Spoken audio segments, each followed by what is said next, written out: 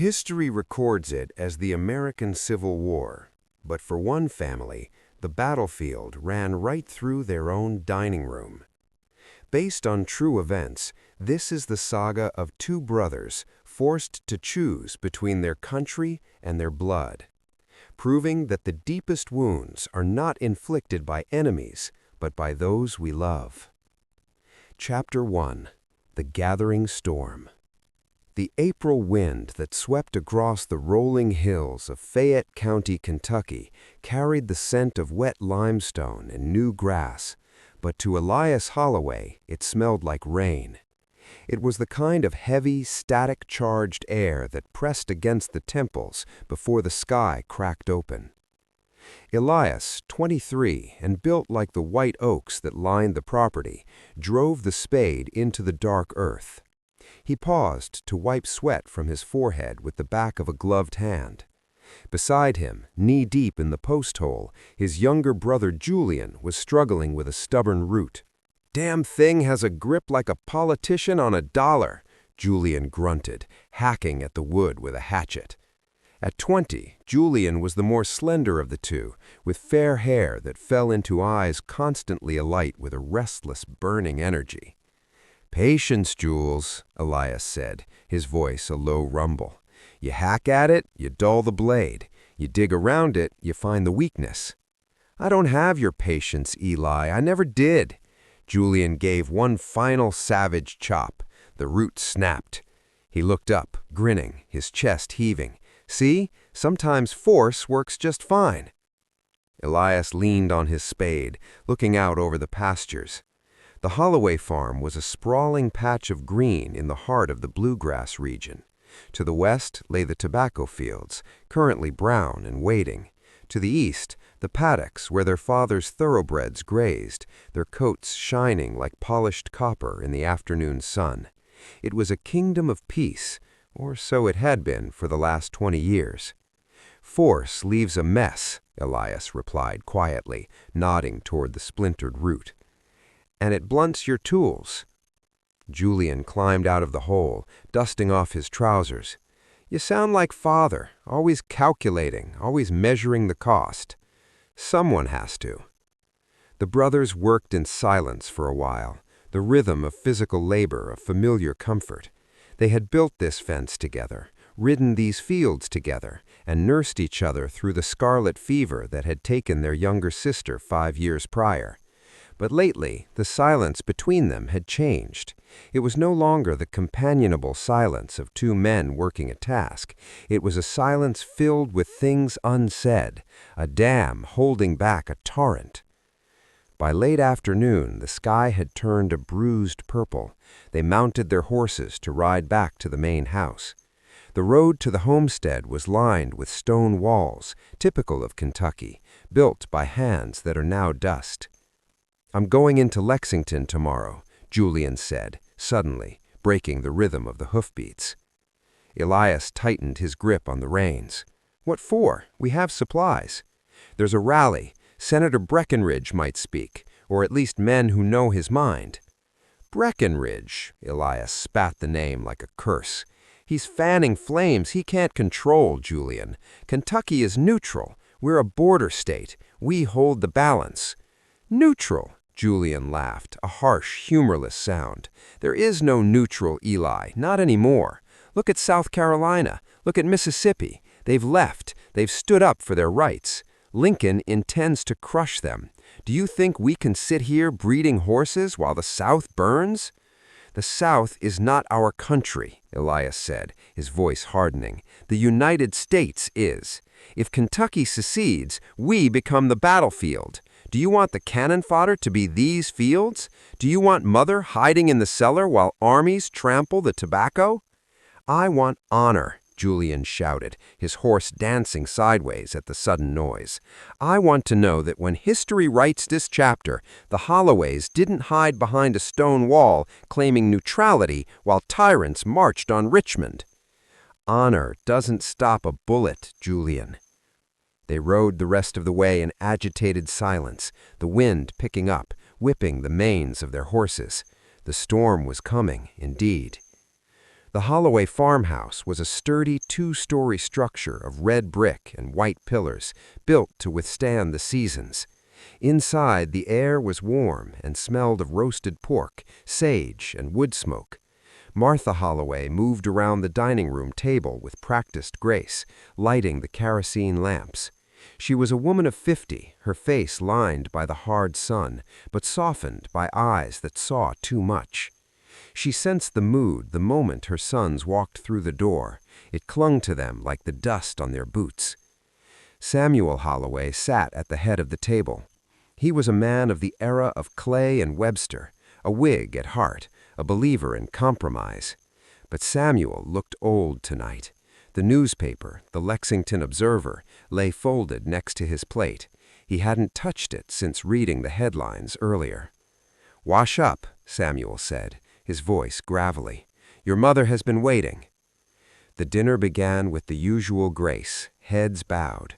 "Bless this food to our use, and us to thy service," Samuel prayed, but his words felt heavy. As they ate, the clinking of silverware on china seemed aggressively loud. Outside, the wind howled around the eaves, rattling the window panes. "Did you finish the north paddock?" Samuel asked, breaking the silence. He didn't look up from his plate. "Yes, sir. Needs new posts near the creek, but the wire is holding." "Good. We'll need the horses secure. There's been talk of requisitioning." "Requisitioning? By whom?" Julian looked up sharply. Samuel sighed, finally meeting his younger son's gaze. "By the army, or the militias, or whoever has a gun and a need." "If it's the Federal Army," Julian said tightly, "they'll take them as theft. If it's the Confederates, they'd pay in script." "Confederate script is worth less than the paper it's printed on," Elias interjected, cutting a piece of ham with precision. "And it's not theft if it's the Union Army. It's a war measure, assuming there is a war." "There is a war," Julian snapped. He put his fork down. "Fort Sumter is surrounded. Anderson is trapped. It's a matter of days, maybe hours."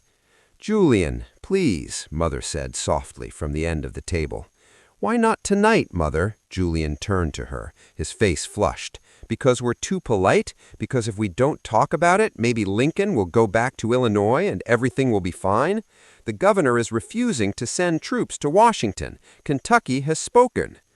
"The governor is one man," Elias said, his voice rising. "The legislature is unionist. The people are divided. You confuse the noise of the hotheads in Charleston with the will of the people in Lexington. And you confuse cowardice with wisdom." Julian slammed his hand on the table. The water glasses jumped. "Julian!" Samuel barked. The old man's eyes flashed with a sudden terrifying anger. "You will not raise your voice at this table, not while I sit at its head." Julian slumped back in his chair, seething. "I'm sorry, Father, but I can't sit here and listen to Elias preach submission." "I preach preservation," Elias said, leaning forward. "You talk of honor, Jules? What honor is there in tearing apart the flag Grandfather bled for in 1812? You want to fight for the right to own men? Is that your cause?" "It's not about slavery, and you know it," Julian retorted, falling into the most common defense of the day. "It's about sovereignty. It's about a government in Washington telling us how to live, how to trade, how to think. It's about being free." "Free?" Elias laughed coldly. "Ask the men in the shackles down in Georgia about freedom." "Stop it," Mother whispered. Tears were welling in her eyes. "Both of you, please." But the storm had breached the house. The restraint that had held the family together for months was splintering like the dry root in the field. Samuel picked up the newspaper. He unfolded it slowly, the crinkling paper the only sound in the room. "It doesn't matter who is right," Samuel said, his voice trembling slightly. "Do you boys understand that? It doesn't matter who has the moral high ground when the shooting starts." He looked from Elias to Julian.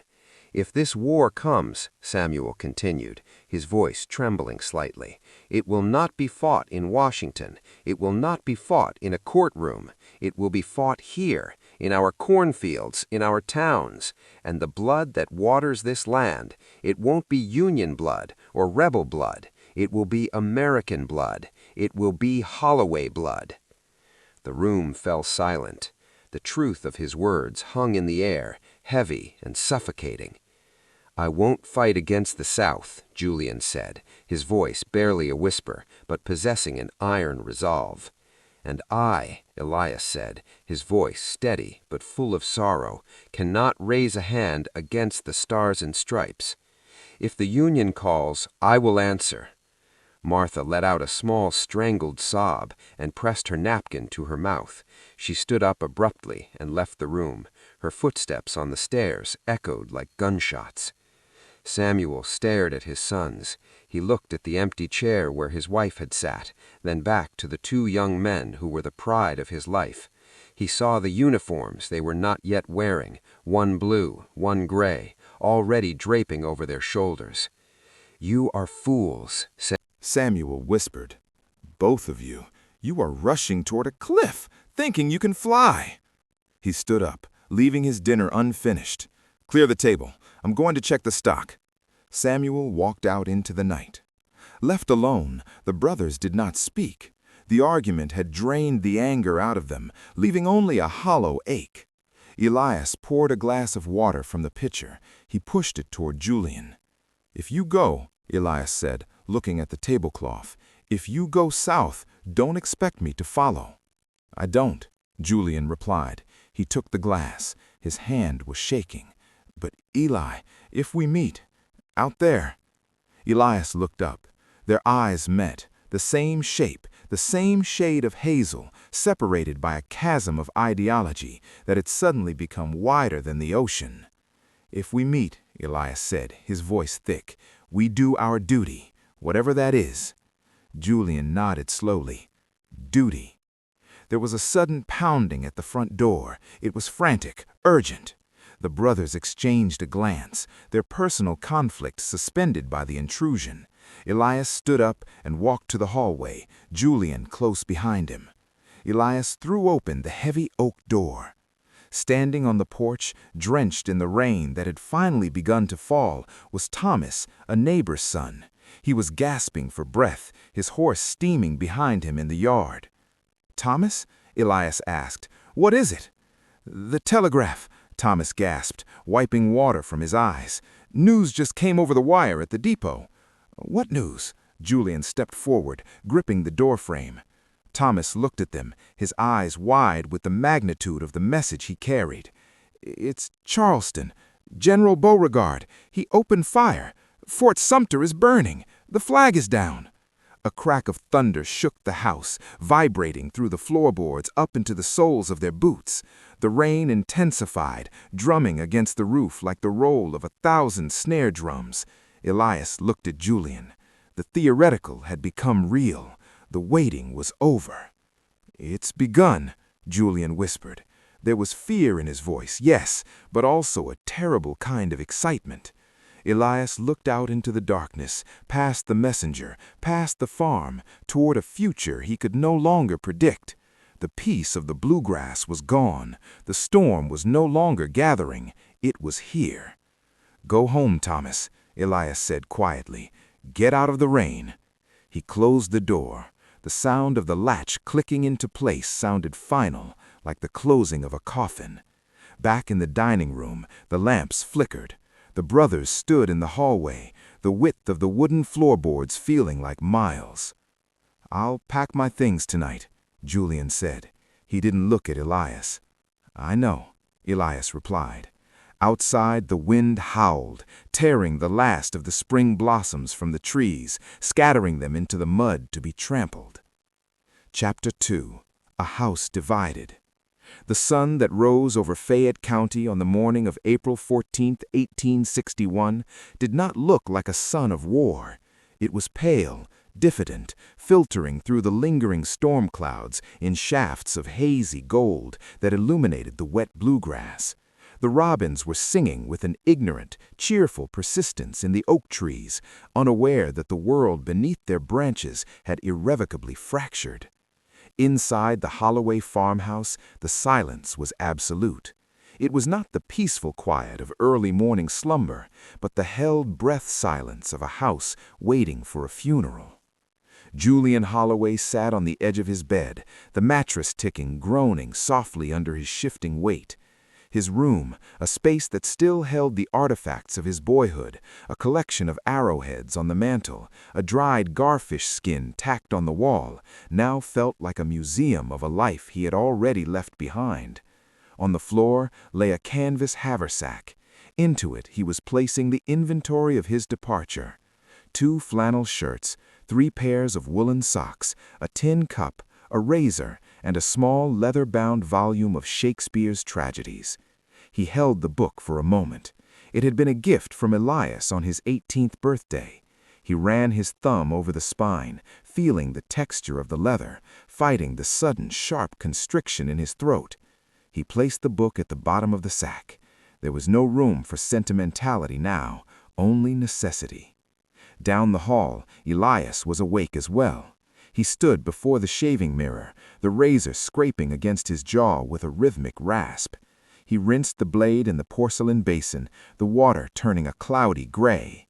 Elias had not slept. He had spent the night staring at the ceiling, wrestling with the ghost of loyalty. To stay meant safety. To stay meant preserving the farm, the legacy, the aging parents. But Elias knew the Constitution as he knew the Scriptures. He believed in the Union, not as a political abstraction, but as a sacred covenant. If the Union broke, everything broke. Law, order, the very concept of democracy. It would all dissolve into tribal chaos of petty fiefdoms. He dried his face with a rough towel. He had made his choice. It was a choice that felt less like a blaze of glory and more like an amputation. Breakfast was a torment. Martha Holloway had cooked a full meal. Biscuits, gravy, fried apples, ham, as if the sheer volume of food could anchor her sons to the table. But the plates remained largely untouched. Samuel sat at the head, his coffee cup clutched in both hands. He looked as though he had aged 10 years in a single night. The lines around his mouth were etched deep, filled with the shadows of the kerosene lamp that still burned on the sideboard, forgotten in the morning light. "The horses are ready," Samuel said. His voice was flat, devoid of inflection. "Thank you, Father," Elias said. "I've had distinct shoes put on the mare for you, Julian," Samuel continued, staring into his coffee. "She throws a shoe on the rocky ground down south. You'll need to watch her left forefoot." "I will," Julian said softly. "And Elias," Samuel turned his gaze to his eldest. "The roan is sturdy, but he shies in loud noises. Gunfire. Cannon." Samuel's voice cracked. He cleared his throat violently. "He shies. Keep a tight rein." "I know the horse, Father. I'll be careful."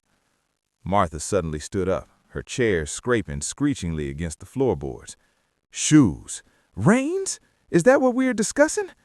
She looked from one son to the other, her eyes red-rimmed and fierce. "You are leaving," she said, her voice trembling. "You are leaving this house to kill each other, and we are talking about horseshoes?" "Mother, we aren't going to kill each other," Julian said, standing up to reach for her. "The army is vast. The front is hundreds of miles long. The chances of us even seeing—" "Do not lie to me," she cried, pulling away from his hand. "Do not dare lie to me, Julian. This isn't a game. This isn't a fox hunt. It is a slaughter. I saw the papers. I know what machines they have now. Mini-balls that shatter bone. Cannons that tear men apart." She turned to Elias.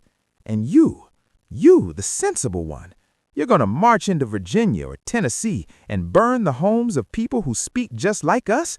For what? For Mr. Lincoln?" "For the country, Mother," Elias said gently. "For the United States." "The United States is a map," Martha sobbed. "This family is flesh and blood. What does the map care if you lie dead in a ditch?" She fled the room, her apron pressed to her face. The sound of her weeping drifted down from the upstairs bedroom, a mournful, keening sound that seemed to seep into the woodwork. Samuel closed his eyes. "She's right, you know." "Father," Elias began. "No," Samuel raised a hand. "I won't stop you. I know I can't. I saw it in your eyes last night. The madness has taken you both. It's in the water, I suppose, but don't expect me to bless it. I will not bless the destruction of my own name." He stood up and walked to the window, looking out at the wet fields. "I built this," Samuel whispered. "I cleared the trees. I pulled the stones. I built a house where my sons could live in peace. And now, one goes north to the depot, and one goes south to the turnpike, and I am left with the silence." Julian stood up, his jaw set. "It's not madness, Father. It's principle. If I stay, I'm a coward. I cannot live as a coward." "Better a live coward than a dead hero," Samuel muttered, but the fight had gone out of him. He turned back to him. "Go then. If you must go, go now, before I lose the strength to let you walk out that door." The packing was finished. The horses were saddled. The moment of departure had arrived, hanging over the farmyard like a guillotine blade. The brothers met by the mountain block. They were dressed not in uniforms. Those would come later, issued by quartermasters in chaotic camps, but in their best riding clothes. Elias wore a dark wool coat and a wide-brimmed slouch hat. Julian wore a gray frock coat that looked dashing, though the fabric was too thin for the coming winter. They checked their saddlebags. They checked the girths. They did everything they could to avoid looking at each other. Martha came out on the porch. She had composed herself, though her face was pale as marble. She carried 2 bundles wrapped in oilcloth. She walked down the steps, the mud sucking at her shoes. She went to Elias first. "Here," she said, her voice steady.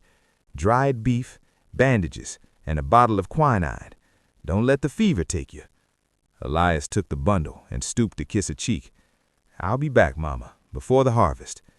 "Don't promise. Just come back." She turned to Julian. She smoothed the lapel of his gray coat, her fingers lingering on the fabric. She handed him his bundle. "There is a needle and thread in there, and a letter. Do not read it until you are far away." "I won't," Julian said. He hugged her, burying his face in her neck, suddenly looking very young. "I love you, Mama." "I know," she said. She stepped back, her hands clasped so tightly the knuckles were white. "God keep you both, because I cannot."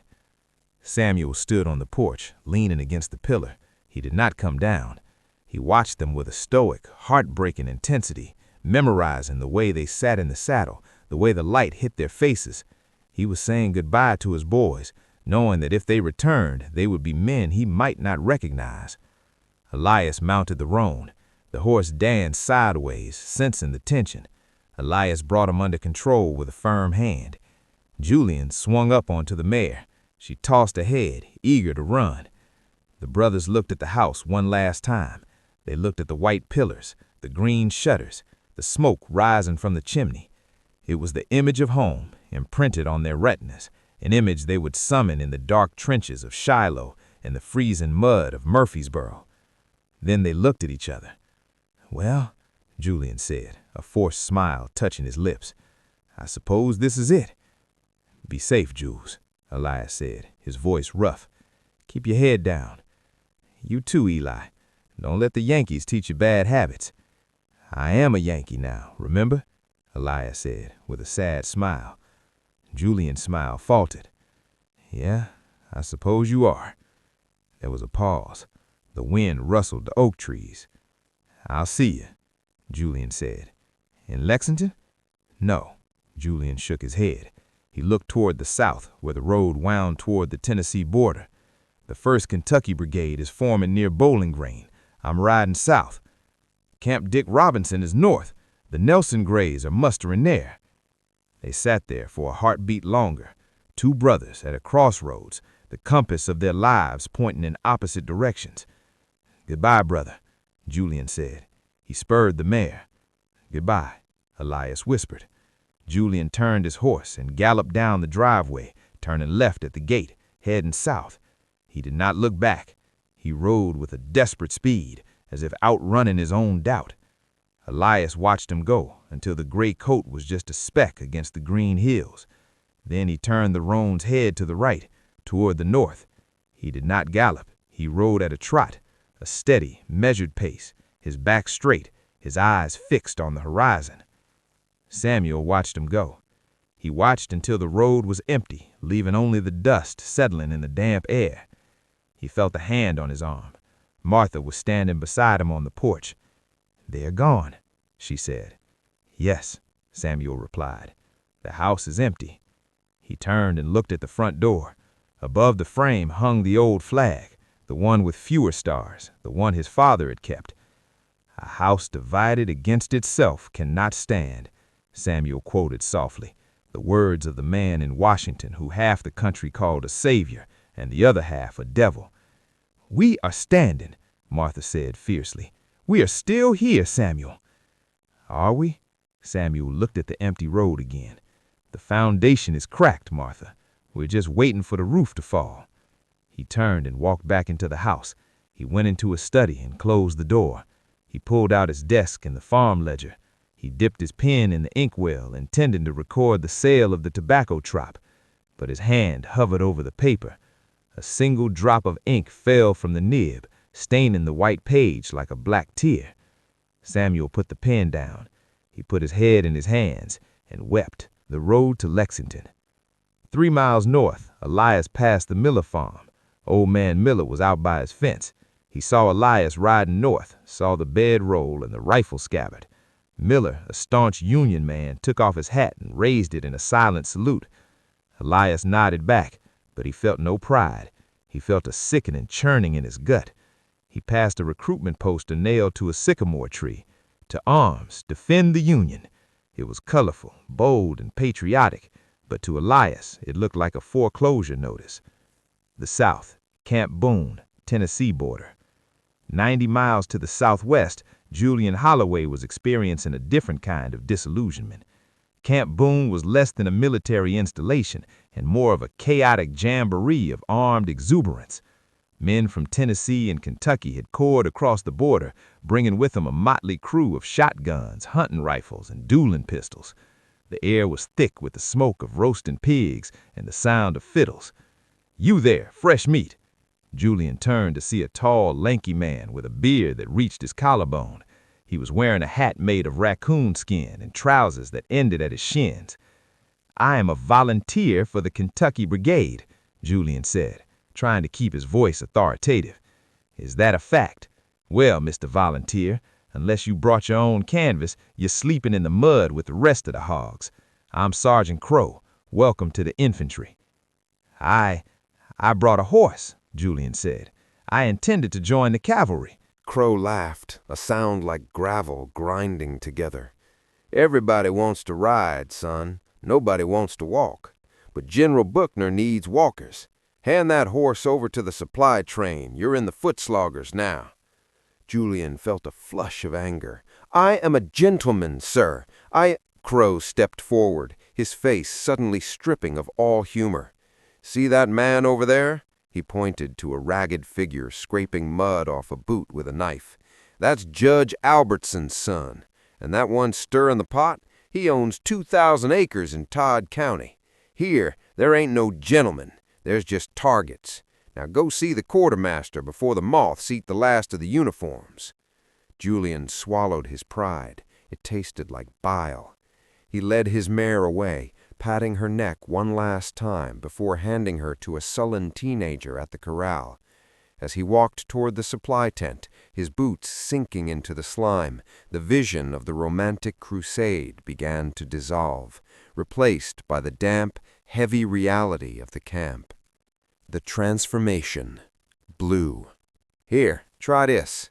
The quartermaster at Camp Dick Robinson threw a bundle at him. It hit him in the chest. Elias unfolded the garment. It was a sack coat made of dark blue flannel. He pulled it on. It was tight across the shoulders, and the sleeves ended 2 inches above his wrists. "It's too small," Elias said. "It'll stretch," the quartermaster replied without looking up. "Trousers." He tossed a pair of sky-blue kersey wool trousers. They were stiff and smelled of chemical dye and wet sheep. Elias pulled them on. They were baggy, bunching around his waist. "They're too big," Elias noted. "You'll grow into 'em, or you'll shrink, depending on the rations." The man chuckled at his own grim joke. "Forage cap." A kepi was slapped onto the counter. It was a flat-topped cap with a stiff leather visor. Elias put it on. It felt foreign, constricting his vision, forcing him to look only forward. Finally, the brogans, heavy ankle-high shoes made of rough leather, with soles hobnailed with iron. There was no left or right shoe. They were straights, designed to be broken in by the wearer's agony. Elias gathered his kit, a knapsack painted with tar to keep out the rain, a canteen covered in gray wool, and a heavy leather belt with a brass buckle stamped U.S. He walked out of the tent and found a puddle of rainwater. He looked down at his reflection. The man staring back was not Elias Holloway, the farmer. The wide-brimmed hat was gone. The soft linen shirt was gone. In their place was a dark blue silhouette, capped with brass and leather. He looked like a machine part. He looked like 10,000 other men. He touched the brass buckle, U.S. It felt heavy against his stomach. "All right, Blue Belly," he whispered to the reflection. "Let's see what you're made of." The transformation, gray. The Confederate supply situation was, to put it mildly, improvised. "We ain't got no more frock coats," the supply officer told Julian. He was sitting on a crate of ammunition, smoking a corncob pipe. "The Ladies' Aid Society in Nashville sent up a batch of tunics, though." He handed Julian a jacket. It wasn't the steel gray of the West Point cadets that Julian had envisioned. It was a brownish gray, the color of a dried walnut shell. Butternut, they called it. The dye was made from copperas and walnut hulls, because the blockade was already choking off imported gray wool. He put it on. It was rough, itchy, and hand-stitched. The buttons were not brass, but wood. "Pants?" Julian asked. "Take your pick from the pile." The pile was a mound of civilian trousers dyed various shades of gray and brown. Julian found a pair that fit well enough. He kept his own boots, the riding boots of a gentleman, because the army had no shoes to give him. He was issued a slouch hat, a blanket roll, and a haversack made of ticking. He walked back to his assigned mess area. He didn't have a mirror, but he saw his reflection in the eyes of the other men. They looked at him and nodded. He was no longer the rich boy from Lexington. He was one of them, a generic rebel. He touched his butternut jacket. It was already stained with grease and mud. The gold braid of his imagination seemed a lifetime away. "Look like a scarecrow, Holloway," a voice laughed. It was a boy named Toby, a farmhand from Bowling Green he had met an hour ago. Toby was wearing a jacket that was 2 sizes too big. "We all do, Toby," Julian said, a wry smile touching his lips. "But I suppose scarecrows can still pull a trigger." The grind. Hardy's tactics. The romance of war died completely the next morning at 5 a.m. For Elias, the day began with the bugle, reveille. The notes pierced the morning fog like needles. "Up! Up! Turn out!" the sergeant screamed, banging on the tent poles. Elias rolled out of his blanket, his bones aching from the hard ground. Breakfast was a cup of coffee that tasted like burnt beans and a slab of salt horse, beef cured in so much saltpeter it was white and hard as a rock. Then the drilling began. The Union Army fought by the book, specifically Hardy's rifle and light infantry tactics, ironically written by a man who was now a Confederate general. "Company, fall in!" Elias stood in the rank, his shoulder pressing against the man next to him. "Eyes right, front, right, face, forward, march." It was a ballet of boredom. Hour after hour, they marched back and forth across the muddy field. They learned to wheel, to oblique, to form a column of companies. They learned to load their muskets in 9 times, 9 distinct movements to load and fire the weapon. Handle, cartridge, tear, cartridge, charge, cartridge, draw, rammer. Elias's hands were raw. The heavy Springfield rifle weighed 9 pounds, but after 4 hours, it felt like 90 pounds. The sergeant, a German immigrant named Mueller, who screamed in broken English, was relentless. "No, no, Holloway, you keep the elbow in. You stick the elbow out. The man next to you cannot move. You are a wall. Be a wall." Elias gritted his teeth. "Yes, Sergeant." "Again. Load in 9 times. Load!" Elias bit the paper cartridge, the taste of black powder filling his mouth. It was salty, sulphurous, and vile. He poured the powder, rammed the ball, capped the nipple. He was learning to stop thinking. That was the point of the drill. In the smoke and noise of battle, thought was dangerous. Muscle memory was survival. He was being hollowed out, his instincts replaced by commands. The grind, the sinks, and the slush. For Julian, the discipline was less rigid, but the physical misery was more acute. The Confederate camp was plagued by disease. The flux, or dysentery, was already sweeping through the ranks. The sinks, or latrines, had been dug too close to the stream, and the smell was an ever-present, cloying fog. Julian's sergeant was Crow. Crow didn't care about the book as much as he cared about speed. "The Yankees have factories," Crow yelled, pacing the line of ragged men. "They have machines. We have grit. But grit don't mean a damn thing if you can't reload fast enough to kill the bluebelly before he kills you." Julian's hands fumbled with the percussion caps. They were tiny copper cylinders, and his fingers were numb from the cold rain. He dropped one in the mud. "You're dead, Holloway," Crow shouted. "You just died, and while you were fumbling, the Yankee marched right over your corpse and burned your mama's house." The insult stung. His face burned. He snatched another cap, jammed it on the nipple, and dry-fired the hammer. Click! Faster! Lunch was a disaster. The rations were corn dodgers, lumps of cornmeal and water, fried in bacon grease until they were hard as bricks on the outside and raw dough on the inside. Julian sat on a log, gnawing on the corn dodger. His stomach churned. He looked at his hands. They were blistered, the nails rinned with black dirt that wouldn't scrub off. "Thinking about the dining room?" Toby asked, sitting down next to him with a groan. "I'm thinking about the biscuits," Julian admitted. "My mother makes them with buttermilk. They float."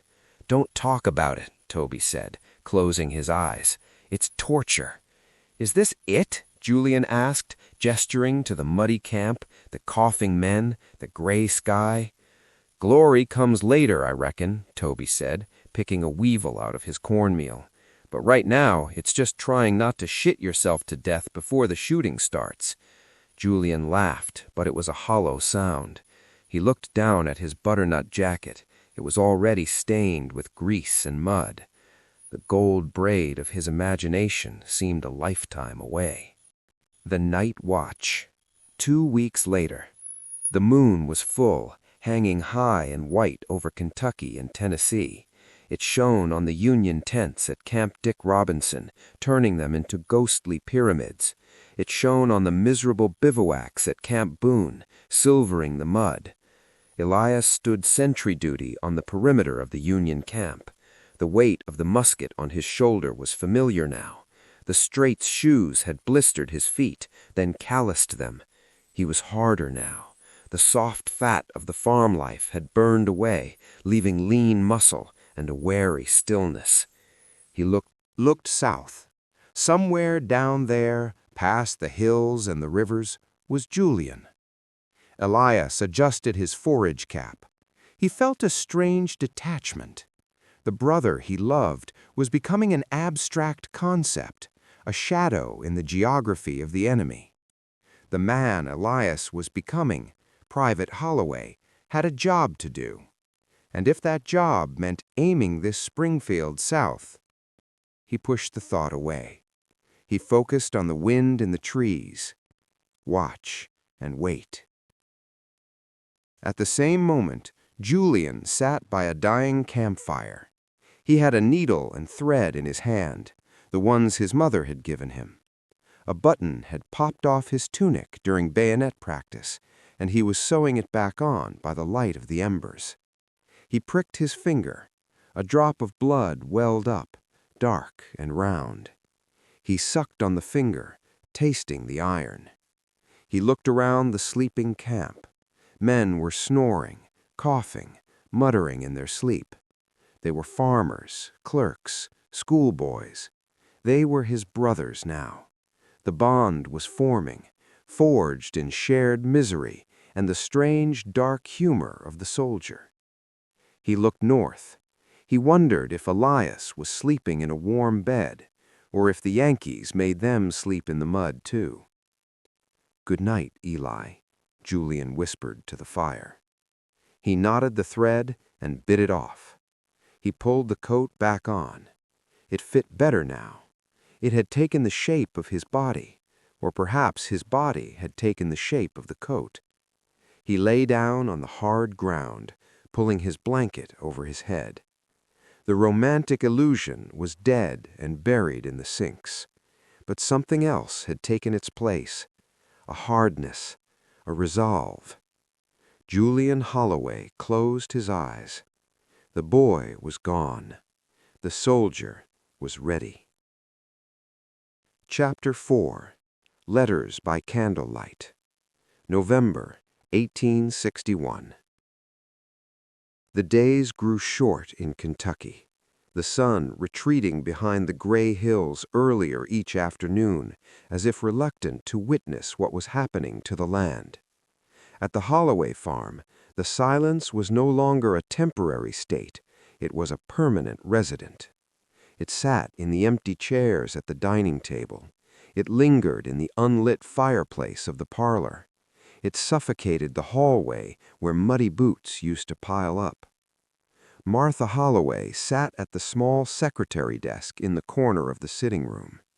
The only light came from a single beeswax candle, its flame dancing nervously in the draft that leaked through the window sash. Outside, the autumn wind stripped the last of the leaves from the sycamores, scratching against the glass like skeletal fingers. She dipped her steel-nibbed pen into the inkwell. The scratching of the nib on the parchment was the loudest sound in the house. She had 2 stacks of paper before her, 2 envelopes, 2 distinct addresses. Private Elias Holloway, Company B, 4th Kentucky Infantry, U.S. Army, Camp Nevin. Private Julian Holloway, 2nd Kentucky Regiment, C.S. Army, Bowling Green.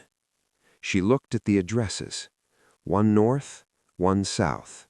They were separated by less than 100 miles of road, but in her heart they were separated by an abyss. She had to write 2 versions of the same life. She could not tell Julian that the Union cavalry had purchased their hay, for fear it would anger him.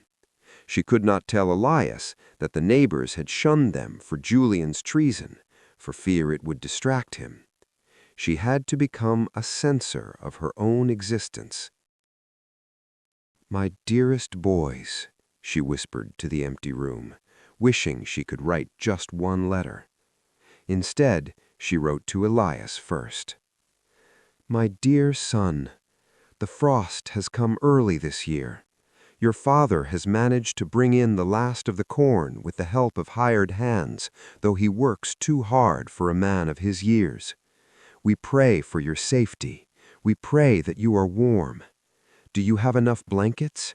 I have knitted 3 pairs of socks. I will send them with Mr. Abernathy when he travels to the depot." She paused. She wanted to say, "Come home. This is madness."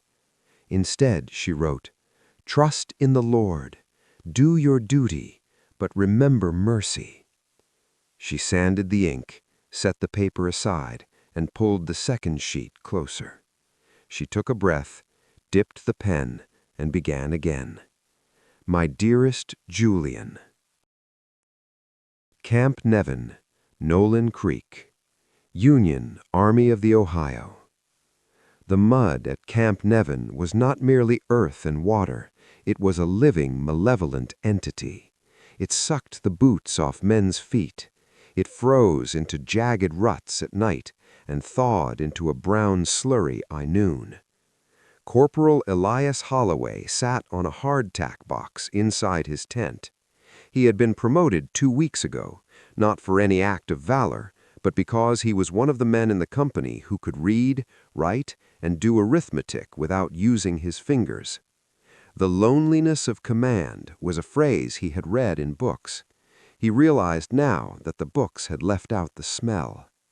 The tent smelled of unwashed wool, damp canvas, and the sickly sweet odor of the sick. 3 men in his mess were down with the measles.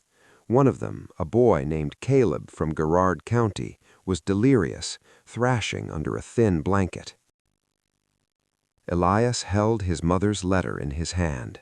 The paper was soft, smelling faintly of lavender and the wood smoke of home.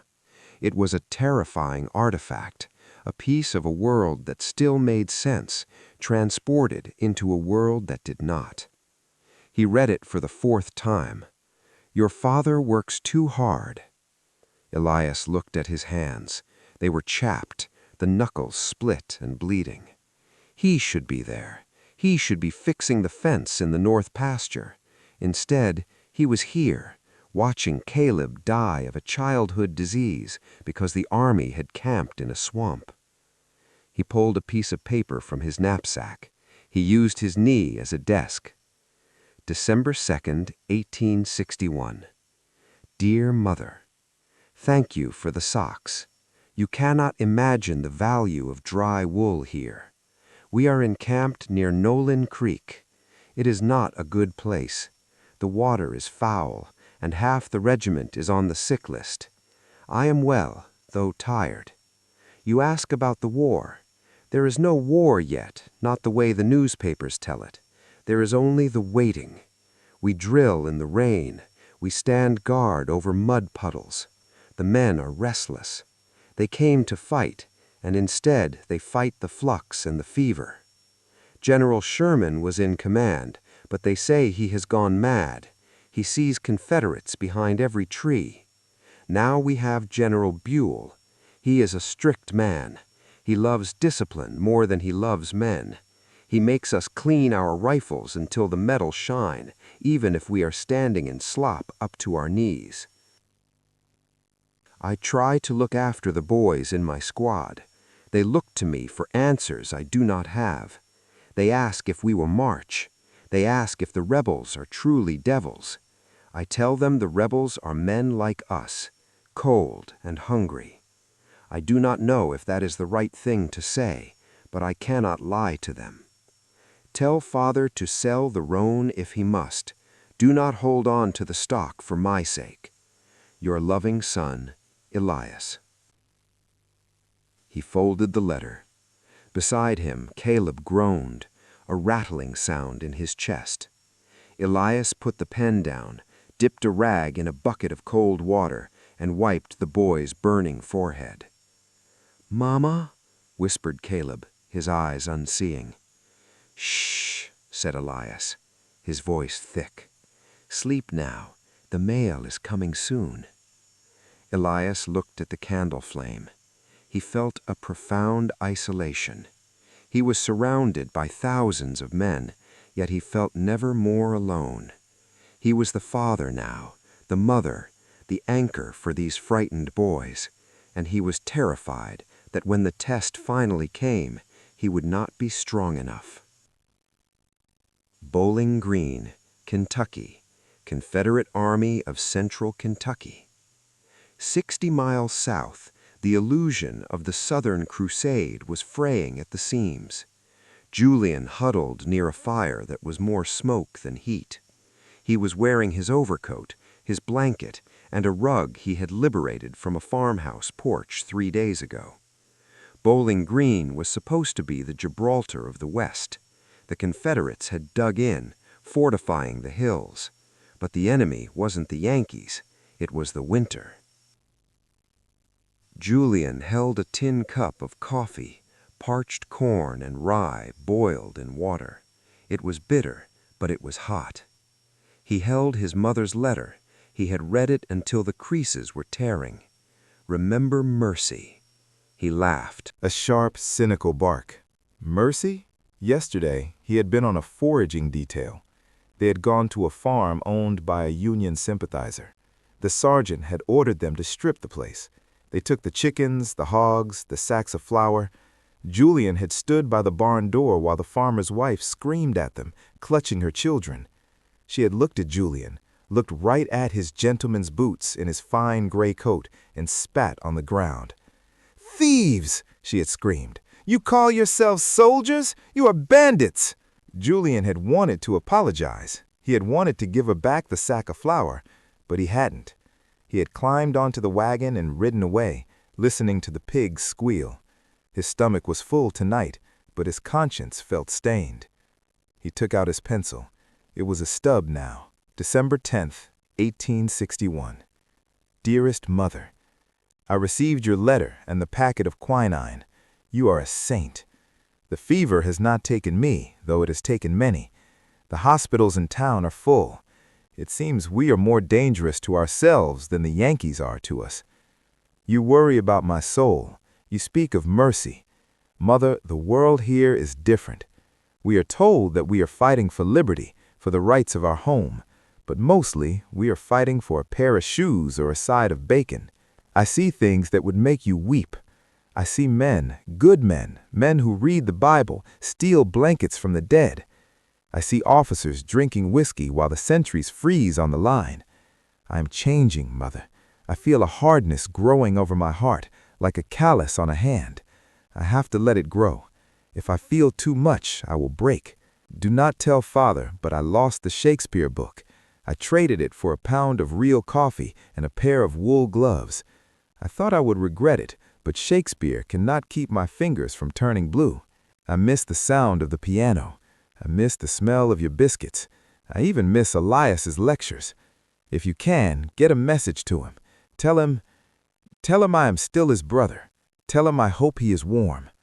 Your devoted son, Julian. He sealed the letter with a piece of stale bread, pressing it down. He looked around the camp. A group of men were singing Lorena softly in the dark. It was a sad, aching song about lost love. Julian pulled his knees to his chest. He closed his eyes and tried to remember the layout of his bedroom at home. He tried to mentally walk through the door, touch the quilt, see the window. But the image was fading, replaced by the mud of Bowling Green, the Holloway farm. Christmas Eve, 1861. The letters arrived on the same day, a cruel coincidence of the postal service. Martha and Samuel sat by the hearth. The Christmas tree was small this year, decorated with dried cranberries and popcorn. There were no presents under it. The presents were the 2 envelopes resting on the mantelpiece. Martha read Elias's letter aloud. Her voice wavered when he spoke of the sickness. Samuel listened, staring into the fire.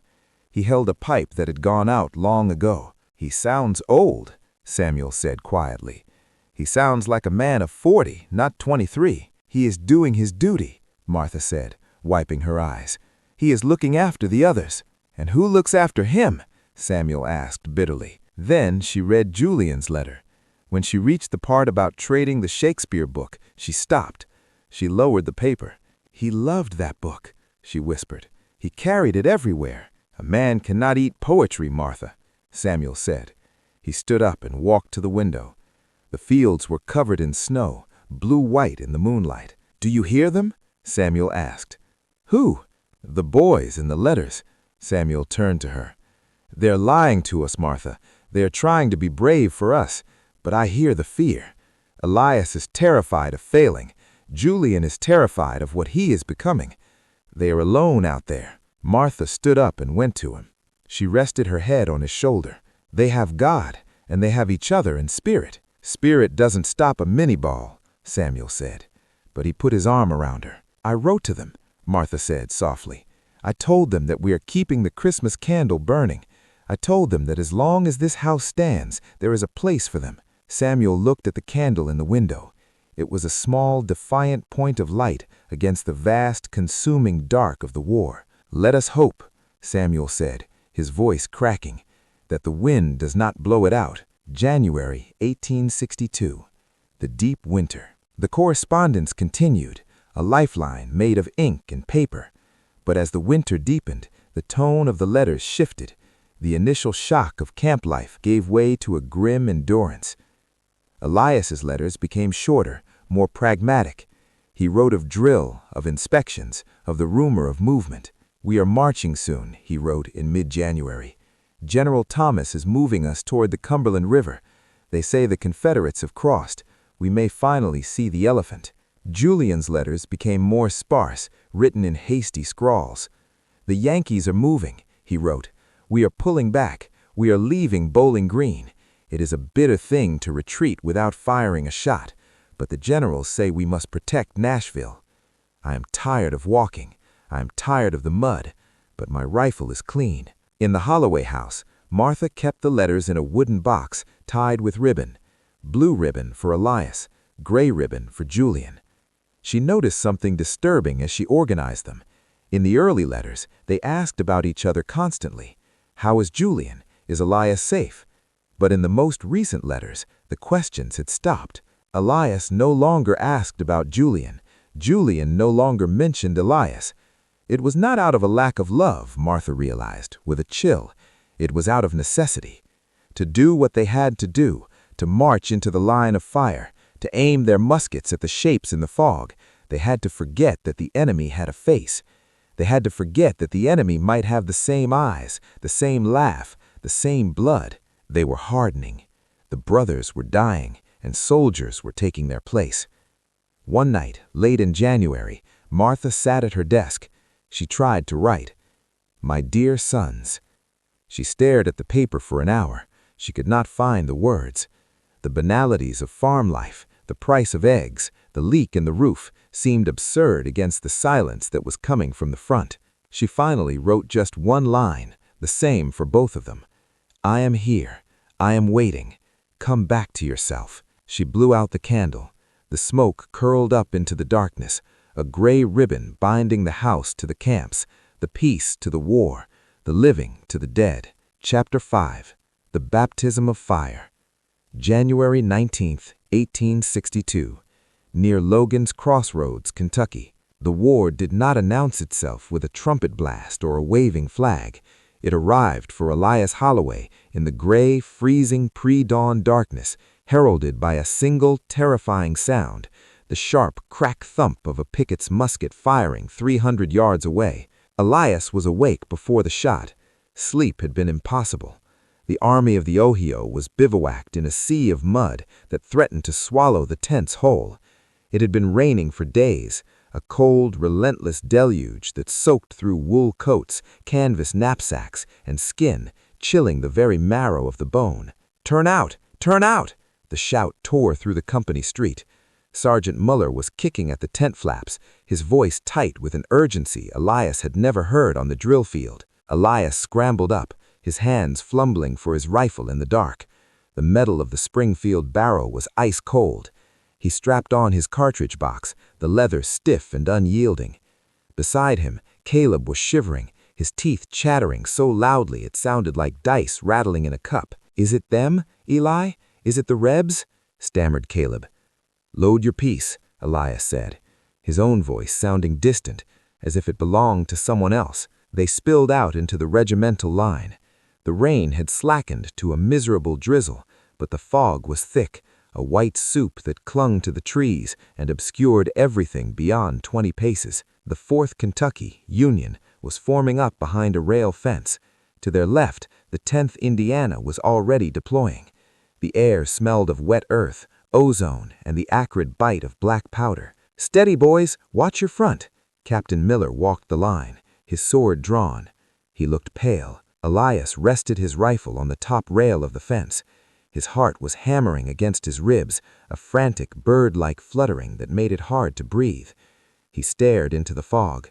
The woods beyond were a wall of gray ghost shapes. Wait, was that a bush or a man? Then the fog tore open. A line of gray-clad figures materialized out of the mist, not 50 yards away.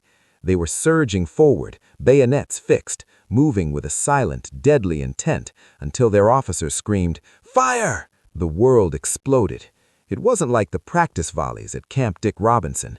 This was a physical blow. The noise was a deafening roar that slapped Elias in the face.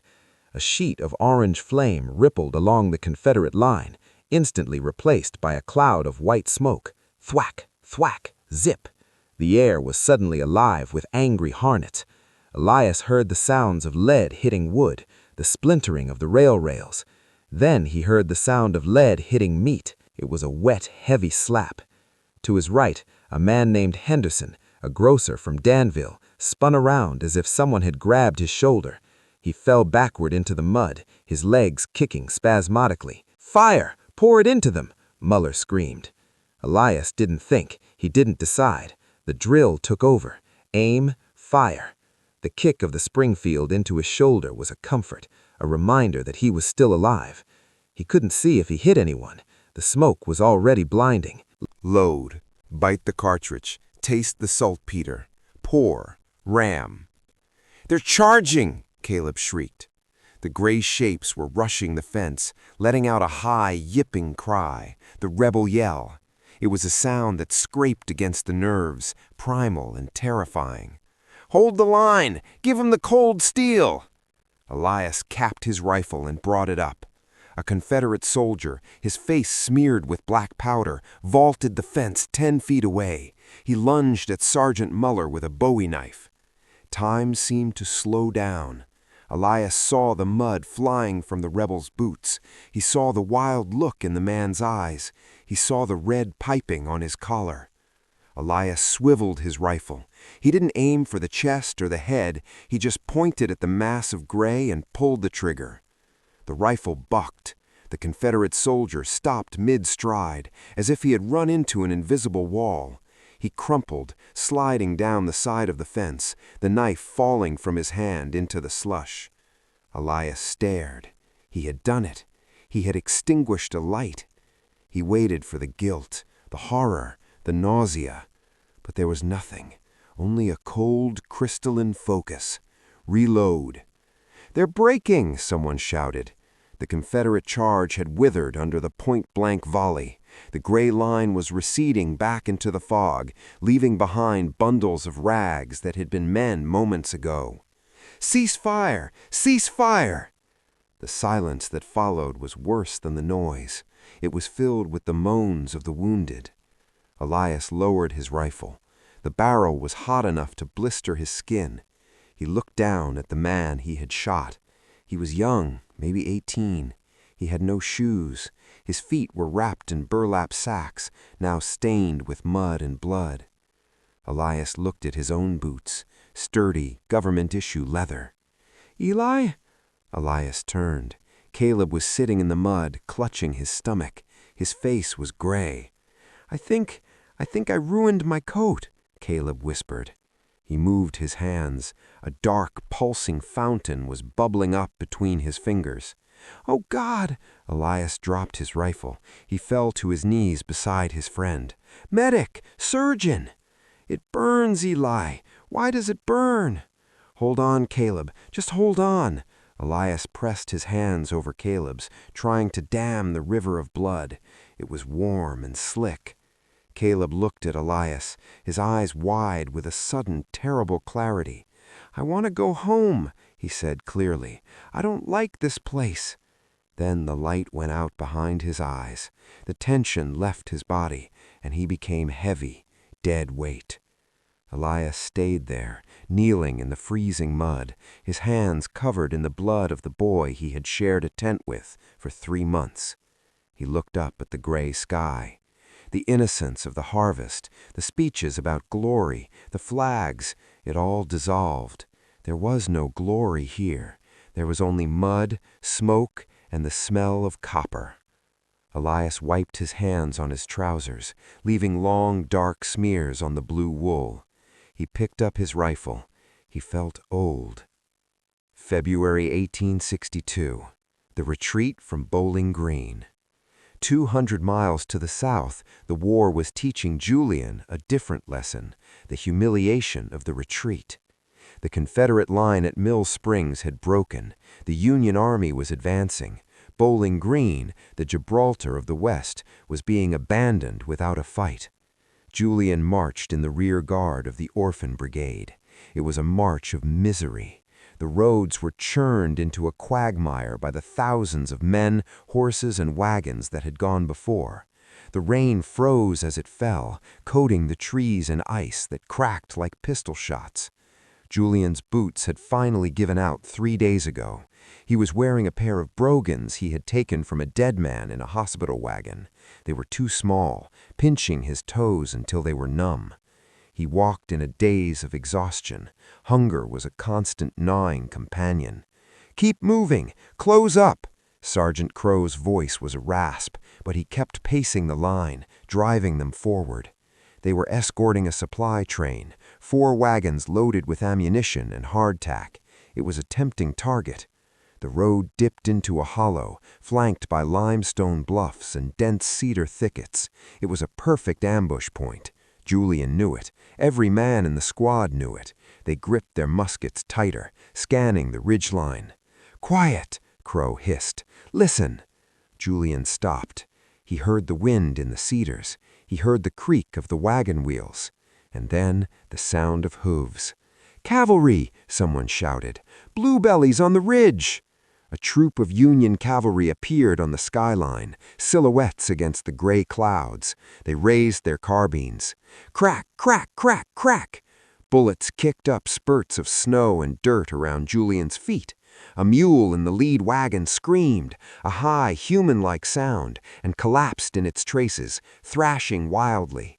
The wagon lurched and overturned, spilling crates of ammunition into the ditch. "Form line! Defend the wagons!" Crow bellowed. Julian scrambled up the embankment, his boots slipping on the ice. He found cover behind a limestone outcrop. He couldn't see the enemy clearly, just flashes of blue and the smoke from their carbines. This wasn't a battle, it was a brawl. "They're coming down!" Toby yelled. The farm boy was next to Julian, fumbling with a percussion cap. The cavalrymen had drawn sabers and were spurring their horses down the slope, intending to scatter the infantry and burn the wagons. "Wait for it!" Julian muttered, leveling his musket. The training kicked in. Aim low. The lead rider was a giant of a man with a red beard. He was swinging his saber, screaming an oath. Julian fired. The horse went down, nose-diving into the snow. The rider was thrown clear, tumbling like a rag doll. But there were more. A horse cleared the ditch right in front of them. The rider slashed downward. Julian flinched, feeling the wind of the blade pass inches from his face. He scrambled backward, slipping in the mud. He lost his grip on his musket. The Union trooper wheeled his horse around, raising the saber for a killing blow.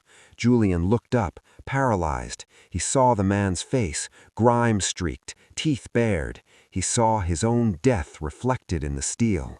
Bang! The trooper's head snapped back. He slumped in the saddle, the saber falling harmlessly into the snow. Julian turned. Toby was standing there, smoke curling from the barrel of his shotgun. He had fired both barrels at point-blank range. "Get up, Holloway!" Toby screamed, offering a hand. Julian grabbed it and hauled himself up. He retrieved his musket. The skirmish ended as quickly as it had begun. The Union cavalry, realizing the infantry wasn't breaking, wheeled about and galloped back up the ridge, leaving 3 of their own dead in the snow. "Is everyone all right?" Crow shouted, running down the line. "We're clear!" Julian leaned against a wagon wheel, gasping for air. His heart was racing so fast he felt dizzy. He looked down at the dead cavalryman, the one Toby had shot. He had fallen face up, his eyes open, staring at the sky. A tintype photograph had fallen out of his pocket and lay in the slush. Julian picked it up. His hands were shaking violently. It was a picture of a woman and 2 small children, stiffly posed in a studio. On the back, written in pencil, "To my beloved Thomas, come home to us." Julian looked at the dead man. He looked like Elias, not in features, perhaps, but in build, in age, in the cut of the blue coat. Julian felt a surge of bile. He dropped the photo. "Good shot, Toby," Julian said, his voice hollow. Toby didn't answer. The boy was staring at the man's face, his shotgun hanging limp in his hands. Toby looked up at Julian, and the boyishness was gone. In its place was a haunted 1,000-yard stare. "I killed him," Toby whispered. "I didn't even know his name." "It was Hammer you," Sergeant Crow said, appearing beside them. He sounded tired. "That's the arithmetic, boys. Don't try to make it more than that.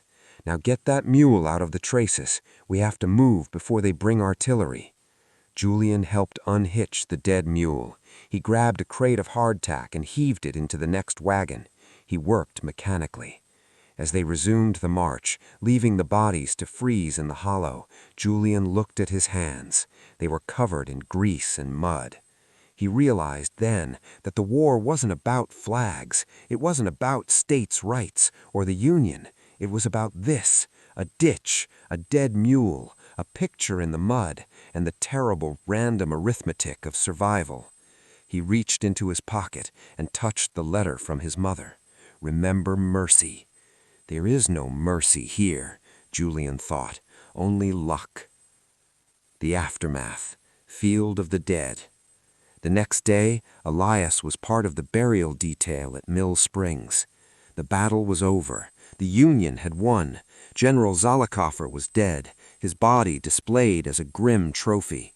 But the victory felt hollow to Elias as he walked the field. The dead lay in grotesque postures.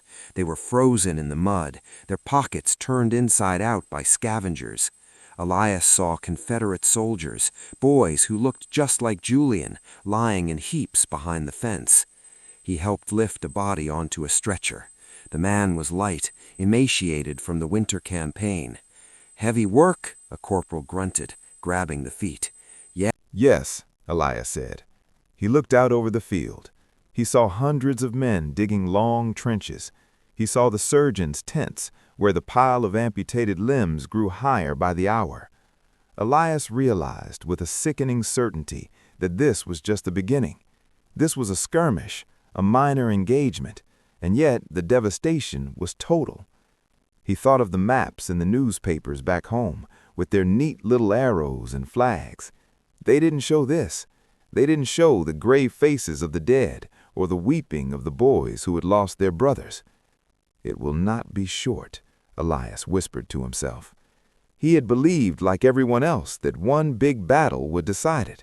One great clash and the politicians would sign a treaty. But looking at the carnage, Elias knew the truth. This wasn't a political dispute anymore.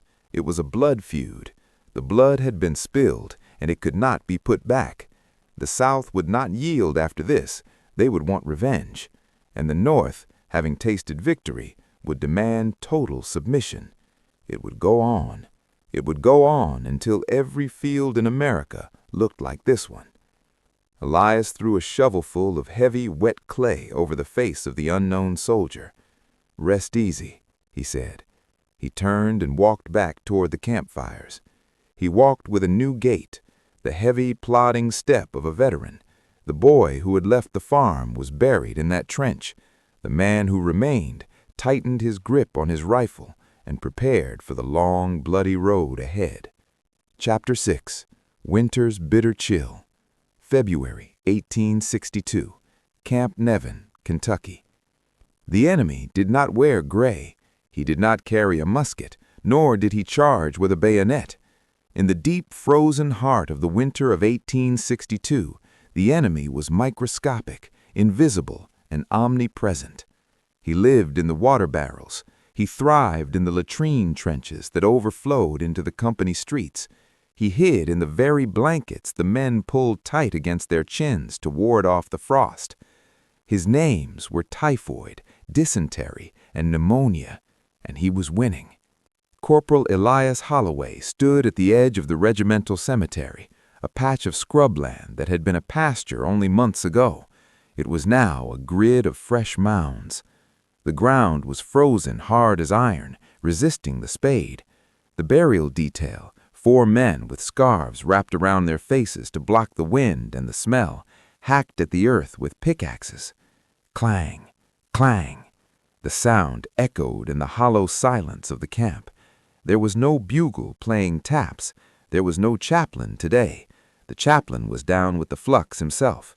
There was just the wind, the gray sky, and the body of Private Silas Vance, wrapped in a coarse gum blanket.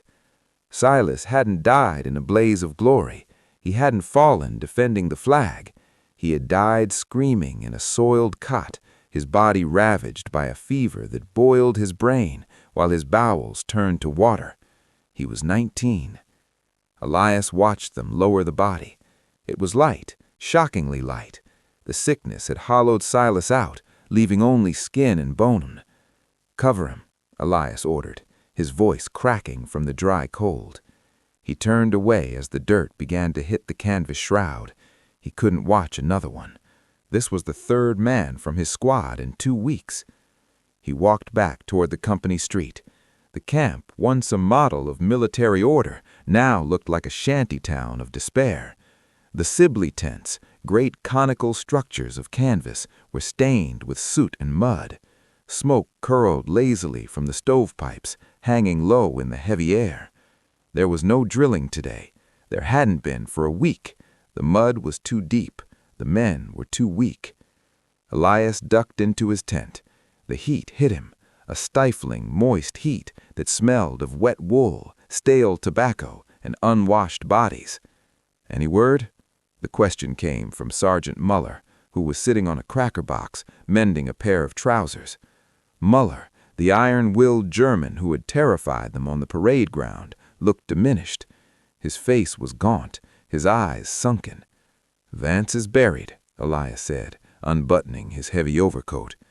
"Damn shame," Muller grunted. "It owed me $2. It was a callous thing to say, but Elias knew it wasn't cruelty. It was armor. If you mourned every boy who died of the Tennessee quickstep, you would go mad. You had to reduce them to debts, to empty bunks, to extra rations. Elias sat on his bunk, a pile of pine boughs covered with a blanket. He felt a familiar, ominous gurgle in his own stomach. He ignored it. He took a sip of water from his canteen, then hesitated. Was the water clean? They boiled it, or tried to, but the wood was wet and the fires were smoky. "Mail call?" Elias asked. "Nothing," Muller said. "Train stuck in Louisville, snow on the tracks." Stagnation. That was the word. They were an army of 60,000 men, paralyzed not by the Confederates, but by the weather. They sat. They waited. They rotted. Elias lay back and stared at the canvas ceiling. A louse, a grayback, as the soldiers called them, crawled slowly across the fabric. Elias watched it. He didn't have the energy to crush it. He thought of the farm. He thought of the fire in the hearth, the smell of roasting pork, the clean white sheets. It felt like a memory from a previous life. "I feel like a ghost, Muller," Elias whispered. "Yeah, we are all ghosts. We just haven't realized we are dead yet." The retreat, near Murrysboro, Tennessee. If the Union Army was rotting, the Confederate Army was starving. Julian Holloway marched, or rather stumbled, south. The retreat from Bowling Green had turned into a nightmare of logistics. The roads were liquid mud, churned into a freezing slurry that reached the knees. Julian had no sensation in his feet. He knew they were there only because he didn't fall over. His boots, the ones he had taken from the dead man, were falling apart. He had tied them together with strips of rawhide. "Keep moving. If you stop, you freeze." The voice belonged to Toby. The boy was walking beside him, hunched over under the weight of a knapsack that seemed too big for his frame. Toby was the only thing keeping Julian upright. "I'm moving," Julian rasped. His throat felt like it was filled with broken glass. "I saw a barn back there," Julian muttered. "Maybe—" "Cleaned out," Toby said. "Texas Rangers went through an hour ago. They didn't leave a corn husk." The hunger was a physical pain, a sharp cramp that came in waves. But worse than the hunger was the cold. It was a wet, penetrating cold that seeped through the butternut wool of Julian's jacket. He wore every piece of clothing he owned, 2 shirts, a vest, the jacket, and his blanket wrapped around his legs to try and stop the wind. But he was still shivering violently. They passed a horse that had collapsed in the road. It was still alive, its sides heaving, its eyes wide with terror. A group of stragglers were standing around it, arguing. "Shoot it," one man said. "Put it out of its misery." "And waste the powder?" another sneered. "Just cut its throat." Julian looked away. He remembered the thoroughbreds on his father's farm, creatures of grace and fire. To see this animal reduced to meat before it was even dead broke something inside him. "This is the glorious cause," Julian spit out the words. "Freezing to death in a ditch in Tennessee." "Don't start, Jules," Toby warned. "Save your breath." They made camp that night in a grove of cedar trees. There were no tents. They cleared the snow away with their hands and laid down pine branches. Dinner was a handful of parched corn, kernels roasted in a skillet until they were hard as pebbles. Julian chewed them slowly, trying to extract every ounce of sustenance. "My mother makes a corn pudding," Julian said, staring into the small fire they had managed to coax from the wet wood. "Shut up," Toby said, but there was no malice in it. "Please, just shut up." Julian lay down, pressing his back against Toby's. It was the only way to survive, sharing body warmth. It was an intimacy that would have been unthinkable in their civilian lives, but here it was essential as breathing.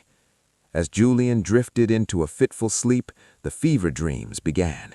He wasn't in the cedar grove. He was back at the dining room. The table was set. The roast beef was steaming. But when he reached for it, the meat turned to mud, and the wine in the goblet turned to blood. He looked up, and his father was sitting at the head of the table, but he had no face, just a smooth, blank surface of gray slate. The pestilence. Camp Nevin, late February. By mid-February, the sick list in his company had grown longer than the duty roster. Elias was assigned to hospital duty. It was a punishment, though not officially. It was simply that there were no nurses, and the surgeons were overwhelmed. The regimental hospital was a large marquee tent set apart from the main camp. As Elias approached it, the smell hit him, a cloying, sweet-sour stench of gangrene, chloroform, unwashed bodies, and the metallic tang of dysentery. Inside, the scene was dantesque. Rows of cots were crammed together. Men lay in various states of undress, groaning, praying, or staring catatonically at the canvas. "Holloway, over here." The regimental surgeon, Dr. Albright, waved a bloody hand. Albright was a good man, a country doctor from Louisville, but he was drowning. His apron was stiff with dried blood. "Hold this man down," Albright ordered. Elias stepped forward. The soldier on the table was conscious. His leg was a ruin, not from a bullet, but from an axe wound sustained while chopping wood. It had turned black. "There's no chloroform left," Albright said grimly. "Give him the whiskey."